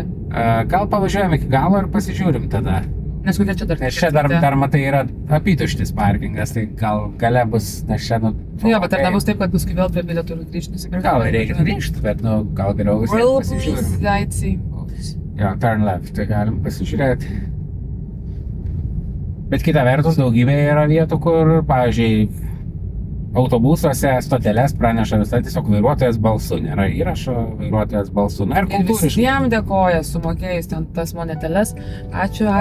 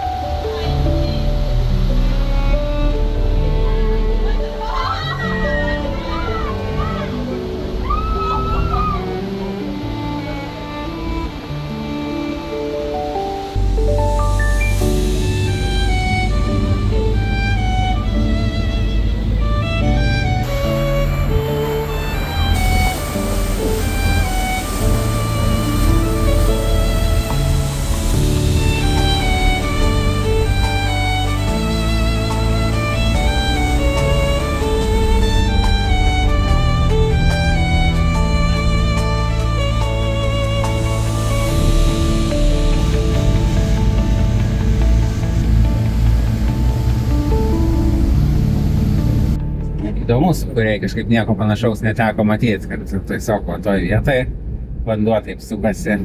Jo. Ir tikrai daug, ar ne? Nėra taip, kad vienas. At šiuo metu, aišku, ten turiu surašytas tas laikas, kada geriausia plaukti. Tai jau pasižiūrėjom iš anksto. Bet jau čia vieni japonai, jam Kijote, dabar nuvykus po ilgos pertraukos, tai atrodo, kiek daug užsieniečių, net nuostabu, nebūdavo niekada tiek, bet dabar... Paskutinį kartą Kijote buvo 2015, ar ne? Taip, iki šiol, tai 10 metų prabėgo, tai dabar jau ten toks beveik kaip Europos mieste tiek turistų. Ten praktiškai aš jaučiausi kaip Prahoj vasarą. Ir dar sako, nelabai sezonas, nes karšta, tai čia daug kas patarė, kad ne laikas dabar į Japoniją važiuot. Bet jau va šičia, iš Šikoku pervažiavus, nei vieno turisto iš kitų žemynų nebuvo, dar girdėjau korėjiečių kalbą šiek tiek. Ir sutikom Darindą, na tai jis irgi iš Azijos, bet jisai dirbo čia, ne? O dabar tai mane nustebino, kad iš tikrųjų net nebuvo jokių, bet va žiūrėk, kokių viešbučių yra. Bet net nebuvo, dabar pranešimai ėjo, na, paprastai jau laivuose, tarkim, įvairūs susijęs su išsilaipinimu, įlipimu į laivą. Turistiniuose laivuose. Tada būna, tarkime, to šalies kalba ir tada angliškai. Tai taip viską japoniškai pasakė ir tada aš taip nejaučiai laukiu, kada angliškai bus ir tiesiog nebuvo, nes kam reikia, čia nėra nieko, kas angliškai kalbėtų. Na jau tik japoniškai, nes kitur dabar jau, pavyzdžiui, Kijote, tai atrodo, tarsi Japonijoje būtų 4 oficialios kalbos, tai japonų, anglų, kinų ir korėjiečių, nes pranešimai visi šitom 4 kalbom, kadangi angliškai vakariečiams turistams, o dauguma vis tik tai turistų yra iš Kinijos, Korėjos šičia.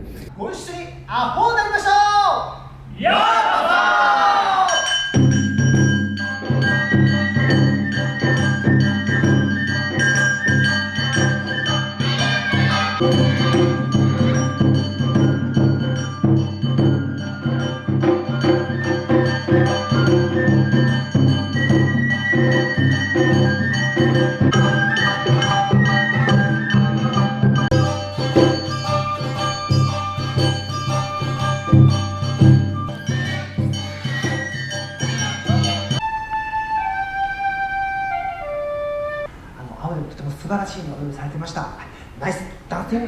Hi. Thank you very much. ありがとうございます。じゃあ、お待ちかねまして。はい。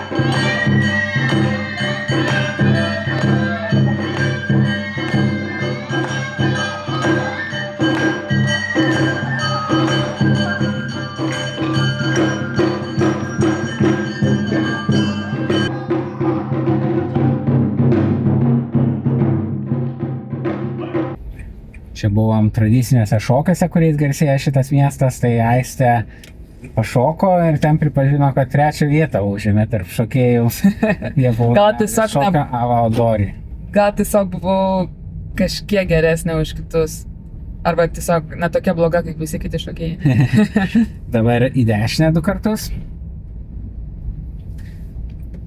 Labai keistas šokis, bet dar keistesnė man buvo jų apranga. Aš tiesiog negalėjau patikėti. Tokie batai moterų, keistutėliai ir apranga, ypač skrybėlės, kažkas tokio, kaip atrodo, kaip tiesiog būtų ateiviai nusileidę ir šiuo metu šokę. Tai čia yra maždaug japonų šokis, kur buvo populiarus prieš 100-150 metų. Na ir dabar vyksta festivalis, kaip tik greitai bus, bet mes jau tuo metu būsim Osakoje, kada jau ten masiškai šitą šokį šoka, dabar į dešinę sukiam. Wow. Man tai patinka labai tas simbolis su daug akyčių. Na jo, toks keistas, kaip ir daug kas čia taip. Čia Japonija viskas keista, jeigu jau taip. Kur nėra kažkokių, kad kitur būna pasaulyje dažnai, nusikopijavo nuo kažko kito, šiek tiek kitaip padarė, kitą spalvą, ten kitą formą, bet čia dažnai viskas tiek nutolę nuo visko, kas yra. Šiaip žiūrim labai daug video aiškinamųjų. Ką reiškia toks žestas, ką reiškia toks pasakymas, ką reiškia toks padarimas ir panašiai. Na tarkim, jeigu japonas tau sako, koks gražus tavo laikrodis, tai čia jau nieko gero, čia toli gražu nepagirimas, čia reiškia, kad taip nuobodžiai kalbi, kad jau metas gal ir skirstytis. Na ir tokių skirtingiausių dalykų, tikrai labai įdomi kultūra.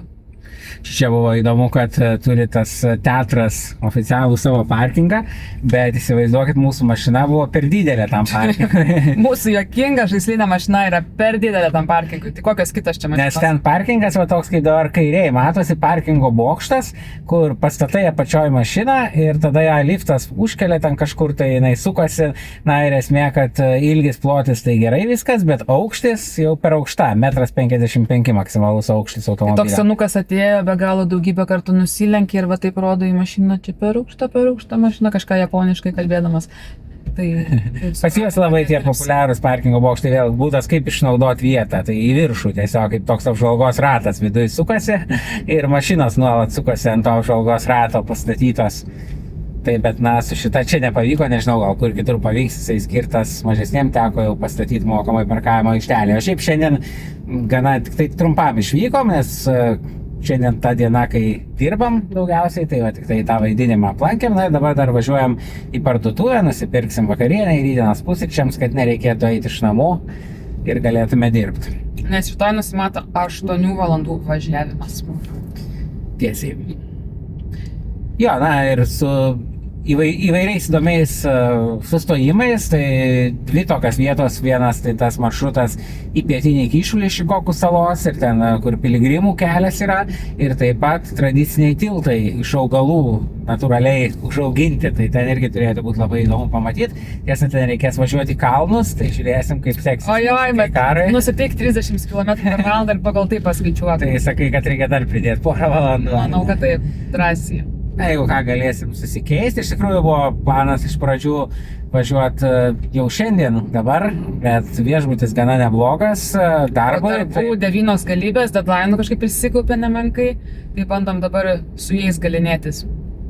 Jo, tai tada nusprendėm, visada esam iš tikrųjų užsakę toli į priekį, tokius jau svarbesnės vietas užsakinėjom toli į priekį, kaip Riokanai visokie ten seniausias pasaulyje. 7-Eleven parduotuvės tai labai populiarios, tokios parduotuvėlės vienamos Konbini, nedidelės gana, bet jau kelias konkuruojančių tinklų, priekį matom Family Mart, kitas konkuruojantis tinklas yra, bet mes dabar važiuojam į tokią didesnę turėtų būti parduotuvę, kur daugiau ko galima nusipirkti, bet labai gražu, dabar reikės į dešinę sukti.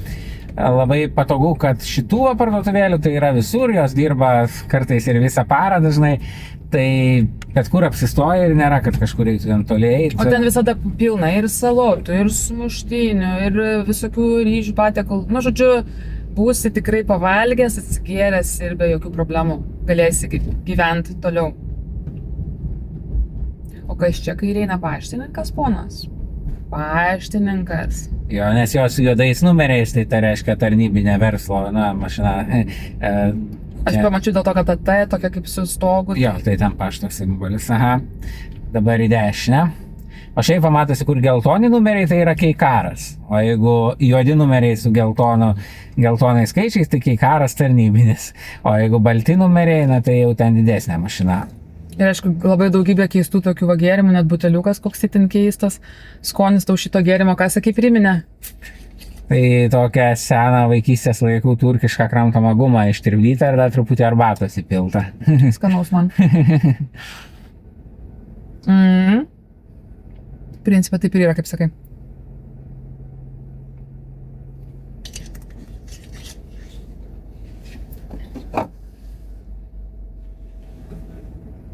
Ir dabar va čia va į dešinę bus parduotuvės. Štai čia, kažkas? Jo, čia dvi ir čia Daiso dar irgi bus. Ir... Ok, kažkai čia galima važiuoti per padiną? Čia jos parkingas, taip. Čia dvi parduotuvės. Nu, kadangi skaitam, kad čia parkingo sistemos tokios keistos, tai aš tiesiog kiekvieną kartą noriu perklausti. Nu gerai, tai stojam tiesiog japoniškai mandagiai ir tikimės, kad čia viskas ok. Jo. Paskui, kad nors parodysim, ką reiškia, kai japoniškam parkinge tavo mašiną užblokuoja ir neleidžia išvažiuoti, kol nesusimoki. Stay tuned.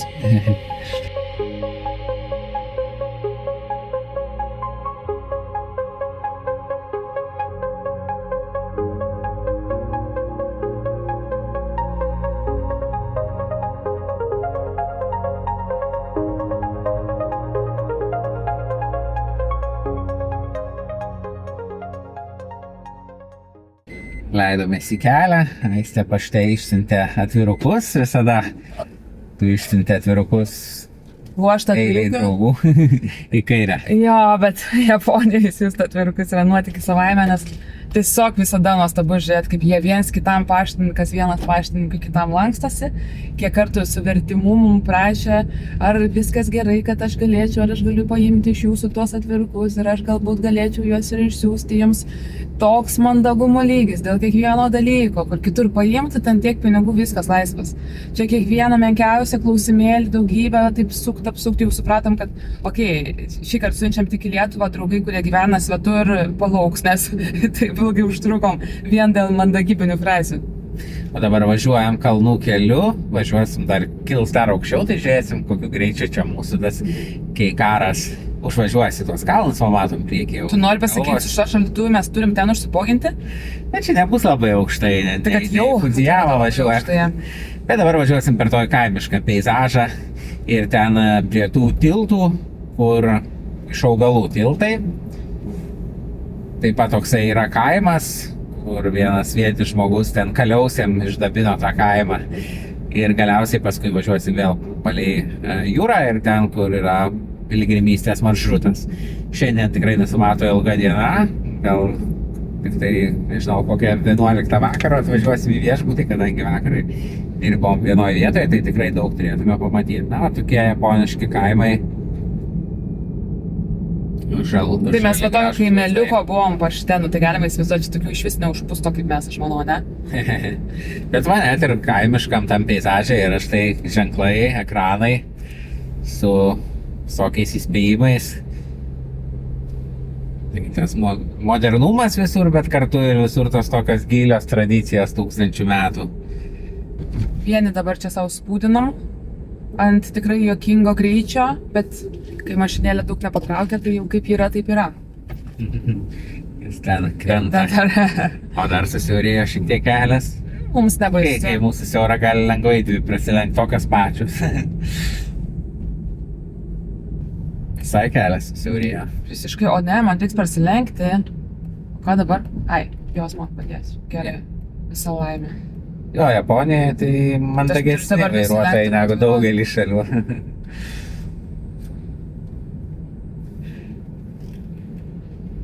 Palaukia netgi. Įsivaizduoju, kaip Indijoje, kur prieš tai važiavo. Tiesiog grūstis ir viskas. Dar vienas paštas. Jo, tai kiekvienam turbūt. Kiekvienam iš tokių miestelio. Čia daug tų tokių tradicinių namų. Miestuose jau mažai išlikę, ten būna, nuperka tokį, pastato kokį siaurą, aukštą pastatą ant vieno sklypo tokio gyvenamojo namo, bet va čia tai tikrai dar labai daug. Ir Coca-Colos automatas. Jo, net ir tokiuose kaimuose. Tai čia iš tikrųjų, kaip sakiau, yra parduotuvės vienas dalykas, tos mažos, bet jų dar ir kitur pasaulyje yra, ar ten Tailande, ar Korėjoje daugybė. O ko jau tikrai jokia kita pasaulio šalis neprilygsta Japonijoje, tai automatų kiekiais. Tai jie visur gali būti, tai žygio tako kažkur vidury niekur automatais taiga stovi, arba va, kaime. Teatre ir labai patogu, nes jie tada, aišku, dirba 24 valandas per parą ir daug kur pasaulyje tai būna, kad, na, tai automatai dar pusėje ten nieko nėra. Tai čia, na, vieno gal daikto būna, kad nėra, bet šiaip matosi, kad tikrai labai svarbu jiems, kad jie būtų užpildyti. Bet maisto daug nebūna. Būna va dabar, kadangi vasara, tai daug ledų, tokių automatų, bet dauguma visų kitų tai iš tikrųjų yra gėrimai. Na taip, iš ten tų tokių YouTube kanalų visokių, kur visa eilė kanalų yra YouTube, ypač angliškai, kur maždaug apie Japoniją mes ir patys daug žiūrim, bet kai kurie tai tokie realūs geri yra, kur gyvena žmonės ten Japonijoje, žino ir tą kultūrą, ir kitą kultūrą ir gali palyginti, bet kai kurie tokių sensacijų ieško, tai viena iš tų sensacijų, aišku, yra, kur ten dėvėtų moteriškų kelnaičių automatai esą yra, kur perka vyrai ir gal ir yra tokie, bet kokie tokie ypatingi nišiniai, va ten vienas ar du kažkur stovi, o visa masė tų automatų tai yra tiesiog gėrimo automatai. Tiesa, tie gėrimai daug įvairesni, negu galima būtų tikėtis, tai gali būti ten 4 gėrimo automatai šalia vienas kito ir, na, vienam galbūt bus ten Coca-Cola, mineralinis vanduo ar kažkas, bet visą eilė visokiausių skirtingiausių gėrimų, kokių pas save analogų neturim. Na kągi, jau net į tokį kalneliuką aš turiu įspausti iki dugno, o tie kalnai, kuriuos matėm, tikrai gerokai aukštesni bus. Ir dar faina, kad čia rašo dar ne tik tai savo hieroglifais, ne, bet visai daug iraniško šrifto. Jo, paprastai būna tas Romaji irgi parašyta, bet aišku ne viskas, tikrai ne viskas būna ir tik tai vietinių šriftų ir supranti tik tai pasižiūrėjęs, tu per programėlę pasižiūri, nes aišku, dar hiragana, katakana, tai dar paprasčiau išmokti, bet yra apie 2000 kinų rašto simbolių, kurie taip pat vartojami kartu su japonų raštu. Tai pavyzdžiui, čia va, iš tikrųjų tam tekste gali būti 3 rašto sistemos, hiragana, katakana, tai yra tas toks kiemeninis japonų raštas, na tai ten 10 tų simbolių, aišku, irgi gerokai daugiau negu lotynų rašte, bet vis tiek. O jau kur kinų raštas, tai ten kai kurie žodžiai rašomi kinų raštu, kanzi, tai tenai jau keli tūkstančiai tų simbolių, tai jau taip išmokti vien dėl kelionės sudėtinga. Labai. Persivertė viršūnę, atrodo, tai dabar jau žemyn važiuosim. Va čia jau neblogas kelias, bet ten vietom tai toks buvo ištrupėjęs. Na, aišku, bent nemokamas. Kokie atsiveria vaizdai.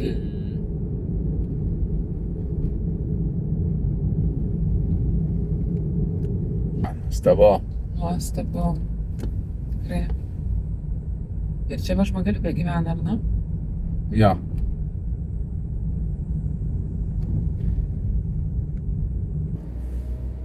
Mėginsim paimti valgyti kažką mašinai. Kadangi tokiem normaliem pietum nelabai bus laiko, tai paprastai miestuose tai pilna tų parduotuvėlių. Mažučiai irgi yra, bet atrodo ne iš tų pagrindinių tinklų, tai pažiūrėsim, ar ten ką gaus. Na va, atvažiuojam vieną iš tokių miestelių pakeliui. Ir čia turėtų būti parduotuvė viena šitam kely. O po 12 taip pat pietų metas. Prastai būna tose parduotuvėlėse sumuštiniai, tada tokie kaip sušiai. Daug patiekalų, nes tos va, konbiniai, tai įprasta, kad turi ne tik tai ten, sakykime, kažkokius gėrimus ar čipsus ar kažką, kas pas mus galbūt būtų, bet taip pat ir ganėtinai daug tokių, kur gali iš karto valgyti, pasišildyti ten vietoj. Būna netgi, pavyzdžiui, printeriai, gali atsispausdinti, ką reikia. Na, jie kaip yra, kaip ne tik parduotuvė, bet ir toks bendras kaip aptarnavimo taškas. Bet kaip atrodo kaime, nežinau, iš tikrųjų, Japonijos kaimuose analogus dar neėm, tai dabar pasižiūrėsim, ar čia gali būti viskas daug senoviškiau. Senoviniai namai tie. Čia daug dievė, kad nereiktų su nieko prasislenkinėti. Jeigu aš šito prasileis, kai bėga, nes gatvėje paliko mašiną. Okay, tai dabar parduotuvė, čia palauk. Kairė man žiūrė? Aš nejaučiu. Viskas gerai, parduotuvė, čia tai tada ir mums reikės turbūt. Kur? Turėtų dešiniai būti, va čia, va, parduotuvė. Tai man irgi taip pat reikės stoti. Turbūt irgi kaip tas žmogus ir labai... Tai žinai, gal aš tada pabūsiu, tu nueik pasižiūrėk ir tada gal kažką rasi. Gerai.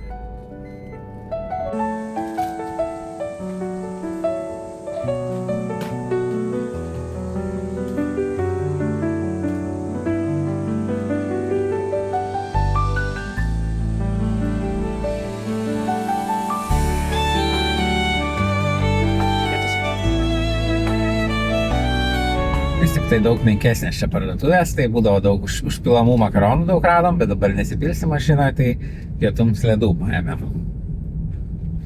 Ir bandom iš šito kaimo dabar išvažiuoti. Turėtų būti dešinė gale kaimo posūkis. Jo, pardavėja, tai nežinau, buvo 135 metų iš tų japonų, kur parodo, kad pati seniausia. Na, aišku, kaimai ypatingai sensta palyginus su miestais. Skanu? Koks įdomus dalykas? Vaflis? Paragaut. Lėtai vedu.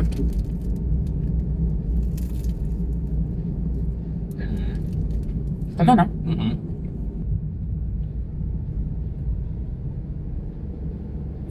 Gražus čia vaizdai, tą slėnį.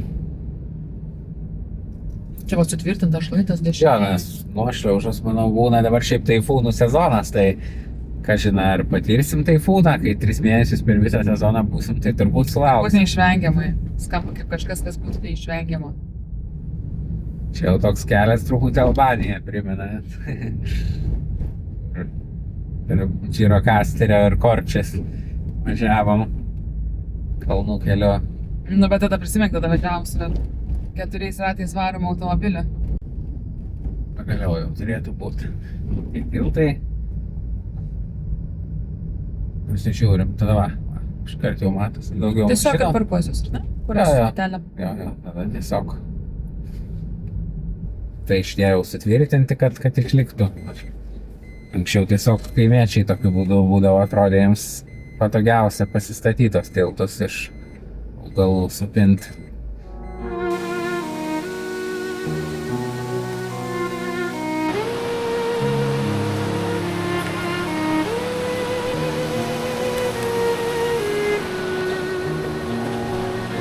Esmė ta, kad nuo bet kurio kito einančiojo labai siūbuoja šitas tiltas ir čia nėra tokios labai stabilios vietos, kur galima padėti koją. Viskas atrodo tarytum pasakoje. Tokioj baisioj japoniškai pasakoje.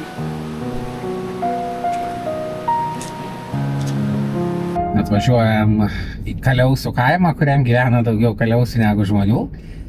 Nes čia toks Ajano Tsukimi buvo. Na, čia ten tas kaip lynų keltuvas turbūt. Toksai, kur ranka prasistumt galima. Tai čia Kaliausės vadovėlis, ar čia Kaliausytė buvo pirma? Jo, tai Ajano Tsukimi žmogus čia gyveno kaime ir tiesiog jam buvo liūdna matyti, kad išmiršta tas kaimas, tai jis vietoje tų veidų, kurie nyksta, padarė dirbtinių veidų. Tai labai man įdomu, kaip atrodė tas kaimynas realybėje, jeigu čia jo, pavyzdžiui, buvo Kaliausė. Ne, tai čia ir Donaldas Trumpas gyvena ir visokie anime herojai, kiek suprantu. Ta prasme, čia nėra, kad vietoj tų kaimynų, kurie mirė, vis tiek, kad kiekis tas būtų. Tai dabar va galima paieškoti tų Kaliausų šičia. Na, ten tai žiūri, tai ir Kaliausė pasirodė, kad žmogus iš pradžių žiūri vidų. Tai kūrėjas taip ir norėjo, kad tau taip atrodytų.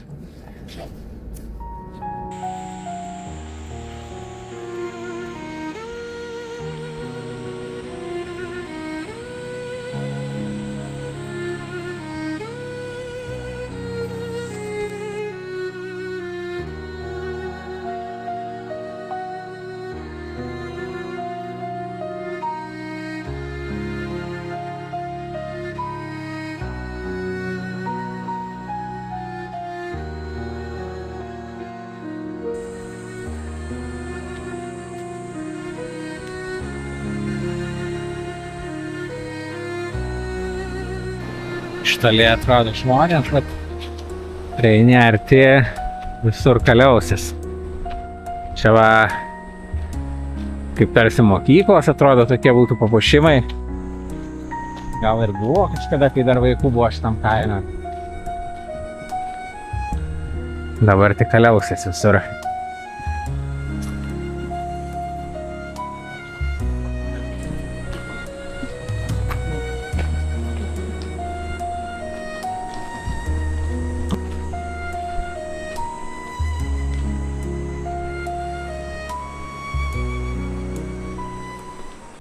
Keistas toks kaimas, baisoka truputį. Ir pirmiela, ir baisoka. Nei vieno vietinio čia žmogaus nemačiau. Turistų kartais pravažiuoja išnuomotą mašinom, dažniausiai tokiam kaip mūsų. Ten mokykla kitoj pusėje. Buvau nuėjęs, aišku, apleista seniai. Į dešinę dabar važiuojam. Bet tai mašinų tai čia va yra? Jo, tai kaip prašo 300 Kaliausų ir 25 žmonės dabar kaime gyvena. Bet panašu visi 25 bent po vieną automobilį turi. Ir va čia yra aplinkai. Kas už šiupelių. Kiekviena Kaliausė yra Kaliausų registras. Ir kiekviena Kaliausė ten turi amžių, personažo aprašymą. Ta autorė viską sukuria. Ir čia Kaliausų dirbtuvės buvo, prie kur mes buvom sustoję. Tai ten tokios kaip edukacijos vyksta. Ten dar daugiau bus. Čia turbūt apleistas namas dešinėje, nes nebūtų durys užstatytos Kaliausim, jeigu kažkas gyventų ir nuolat vaikščiotų. Tai greičiausiai ten, kur Kaliausim užstatyta, tai kaip ta mokykla, nebenaudojami namai. Ir ta autorė dar gyva, ar ne? Bent jau kai tas išspausintas bukletas, kurį ten galima tiesiog gerą valią pasiskolinti ir jie sukrauti, tai ten rašo, kad taip. Tuo metu, bet jau kai išspausintas buvo gyva, čia jau toks va tiltas šiuolaikiškas, nebe tradicinis. Gražus tas upės slėnis apačioje. Aha, labai gražus. Bet dabar, kiek važiuojam kelių, tai šiaip pro labai daug vienišų apleistų namų veda. Pamatom dabar tokią kitą Japonijos pusę, nes paprastai tai jeigu Tokijas ar Kyotas, tai žmonių mėsmalė, o va čia visai kitaip, čia jų tiesiog nėra. Na, čia jau didesnis miestelis, tai yra, bet kur būna kaimai tokie. Bet taip pagalvokim, tas kaimas, kur Kaliausų 25 žmonės gyvena, dabar kažkada pradinė mokykla net buvo, tai pasne vien vaikų buvo daugiau negu dabar žmonių. Greičiausiai tai vyksta, bet va tokius dar didesnį miesteliai, tai dar tokių tų apleistų tuščių mažiau pastatų, nors, čia kairiai, neaišku kaip. Bet jeigu ir pamatom žmogų, tai dažniausiai tas žmogus būna, tikrai jau pagyvenęs. Aš čia neatsimenu, kad čia jaunimo čia toks apleistas kairiai buvo. Ar vaiką kokį išbėgus. Aišku, kad išbėgtų po ratais, tai mažiausiai norėčiau, bet iš principo nelabai matėsi, ar ne? Bet net ir tokiuose užkampiuose yra automatai, jie pilni. Visas prekes kažkas pravažiuoja, sudeda periodiškai. Kainos tikrai nesikandžioja, tas tai man patinka.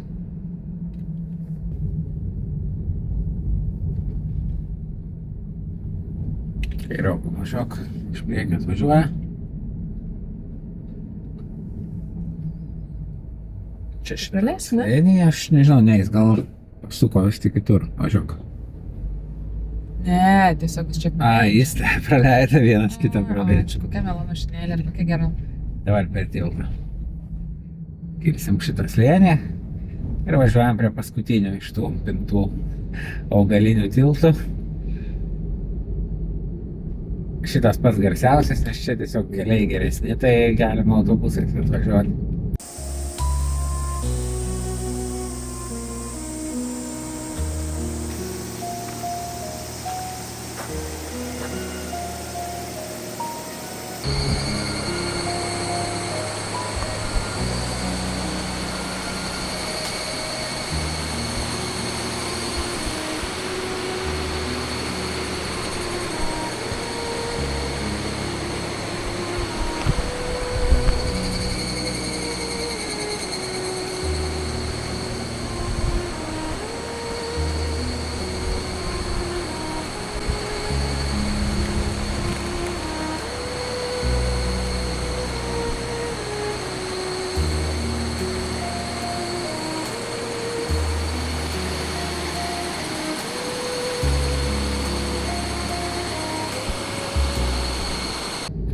Šitam regione galvojau, gal yra nakvot kažkur būtų, kaip ir pakeliui buvo, nes kitą tvarką būtume apvažiavę, bet praktiškai nakvynių nėra, jeigu yra tai tie tradiciniai minšukų, kur nelabai užsakysit per internetą. Na, tiesiog kaip nuomoja kažkas kambarį tokiam tradiciniam name. Arba jeigu užsakysit, tai vėlgi ten tik per kažkokius puslapius, kur dar reikia aiškintis, kaip užsakinėt. Na, tai kadangi su mašina esam, tai turim galimybę pavažiuoti toliau, tai taip ir darysim. Mums paprastai kelionėse, tai bent vieną kartą būna tokia, kad negauni viešbučio ir tenka nakvot mašinai. Kaip manai, šitoj mažytei teks? Mažai vietos būtų. Čia Japonijoje gal ir nebus, kadangi tankiai gyvenama šalis. Teoriškai galėtų būti, kadangi jie labai greitai tokiose vietose nueina miegot, tai greit viskas užsidaro, tai jeigu tokiam krašte, tai jau, manau, vėlai vakare tikrai nieko negautum, bet kita vertus, netoli yra miestai, bent jau Kauno dydžio, bent jau Vilniaus dydžio. Tai tokiuose miestuose manau, kad bent jau tie moteliai, į kuriuos važiuoja porelės, tai turėtų ir naktį veikti. Jų pats darbymetis, kai turbūt naktį.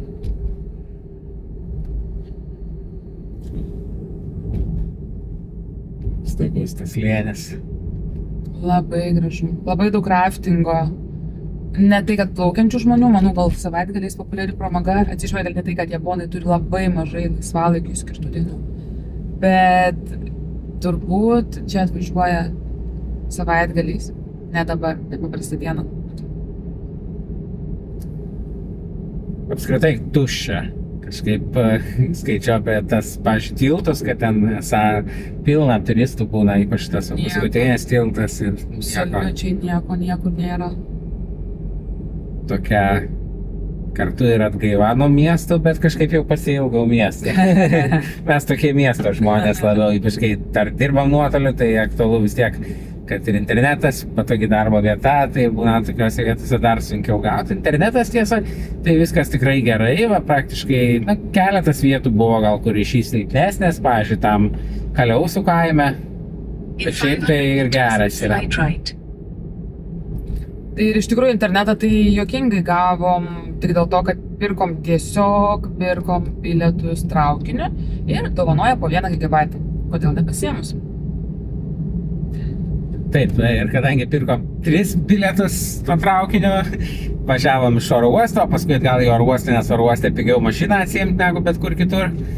Nepaisant to, kad nuo oro uostų dar vežė į aikštelę, dabar sukim per tiltą ir vėl važiuosim per šitą slėnį.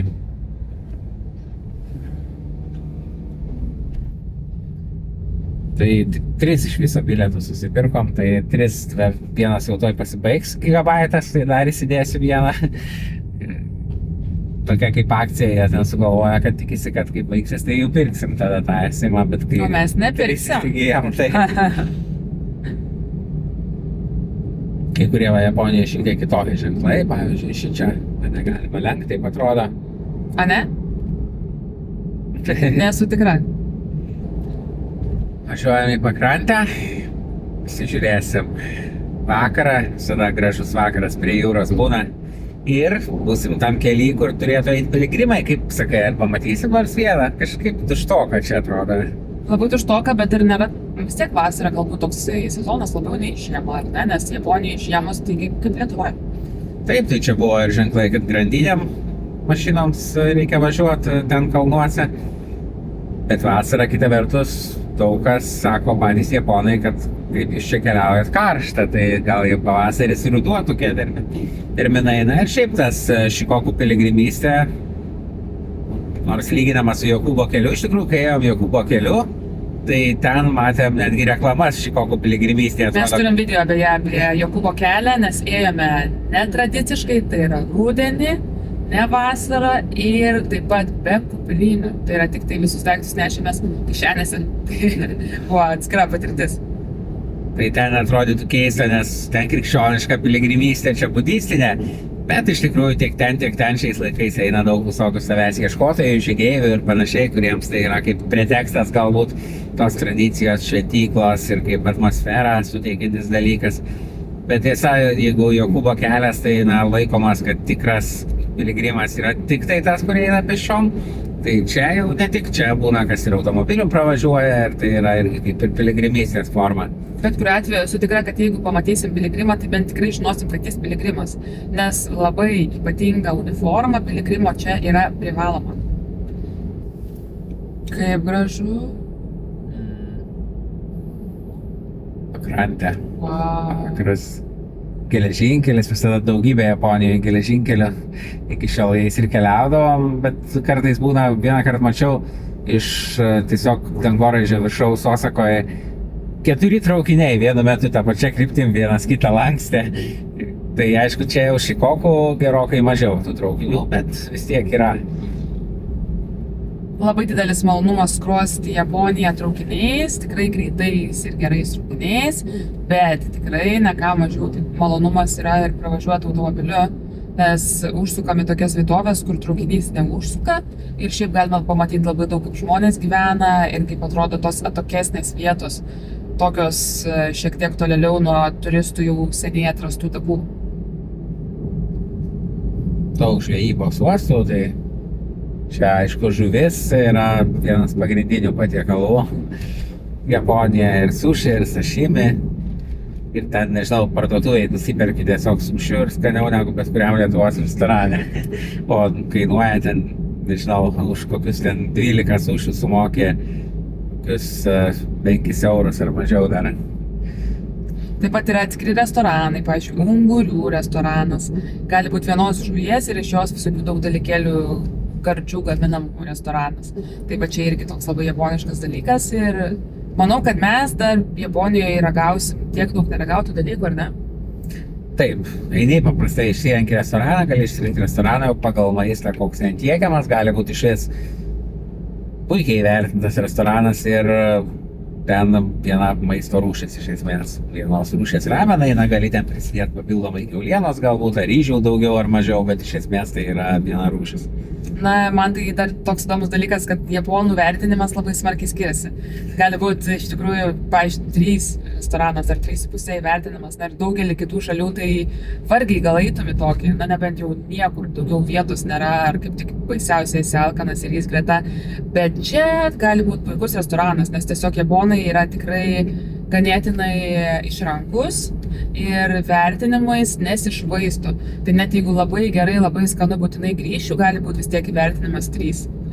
Juolab tikrai ne maks. Na, vidurkis galbūt virš 4 bus, bet nedaug virš 4, man labiau, kai aš planuoju visas keliones ir lankytinas vietas, tai ypač su lankytinom vietom kitur pasaulyje, tai yra ten geros lankytinos vietos, na, tokios kategorijos, 4-8, labai įdomu, čia Google Maps kalbu, tada 4-7, tai ten irgi tikrai įdomu, na 4-6 jau kažkas gal nelabai, 4-5, na jau tikrai gal dar mažiau įdomu, žodžiu, o jau 4-9, tai nežinau, Medinos mečetė švenčiausia, musulmonai ten privertinę ir tai yra 4-9, beveik nėra tokių vietų, aš čia kalbu apie tas vietas, kur yra tų vertinimų daug, ta prasme, kur 10 000. Na, kur draugai įvertino, ar Jo, tai taip, Japonija visai kitaip ir kai pradėjau planuoti kelionę, pasižiūrėjau, negi tokia neįdomi šalis, viena vieta 4-4 ten iš tų garsiausių, kurių rekomenduojama visur, atrodo visi taip gerai atsiliepia vakariečiai, o ten Japonai įsivertinę 4-4 ar 4-2, kažkur 4-0, kur jau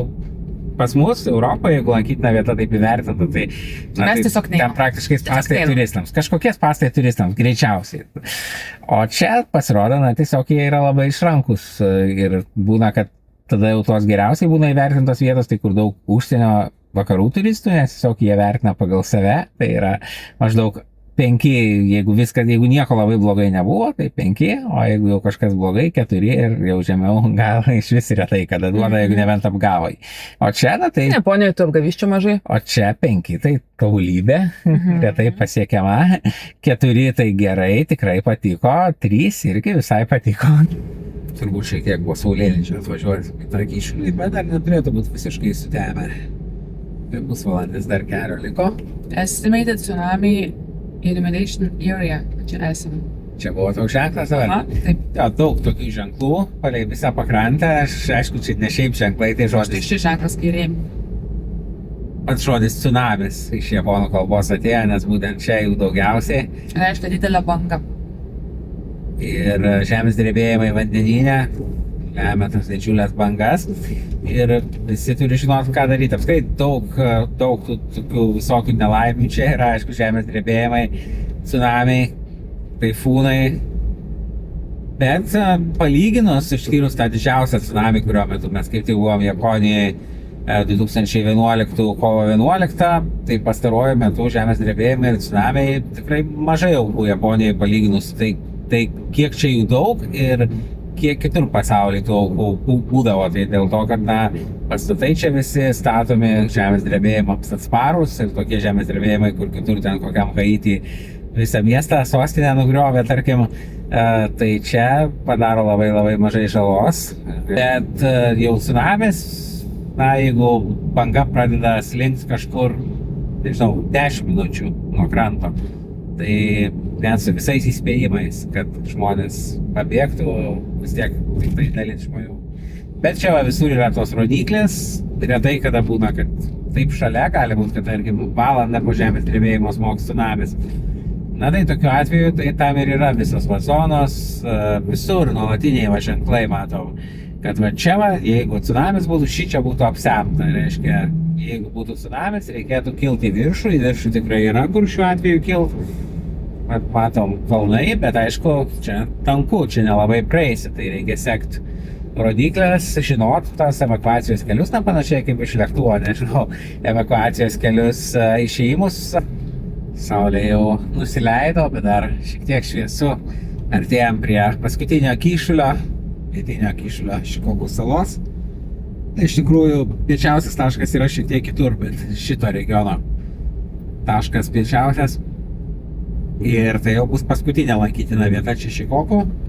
Važiuosim, nežinau, gal ir sutemot šį vakar dar į Honšiu salą, gal rytoj. Bet vaizdų iš Japonijos dar tikrai bus ir ne vienas, iš kitų salų, visai kitokių kontekstų, ar retai gyvenamo Hokaido, ar didžiausio pasaulio miesto Tokijo. Jeigu jums tokie pasakojimai apie kitas šalis realiai važiuojant tų šalių keliais ir matant visą aplinką įdomus, spauskit like mygtuką, būsim labai dėkingi ir prenumeruokit YouTube kanalą Aža kelionės ir naujausius video pamatysit pirmieji. Arigato gozaimasu visiems, kurie žiūrėt. Iki. Arigato gozaimasu.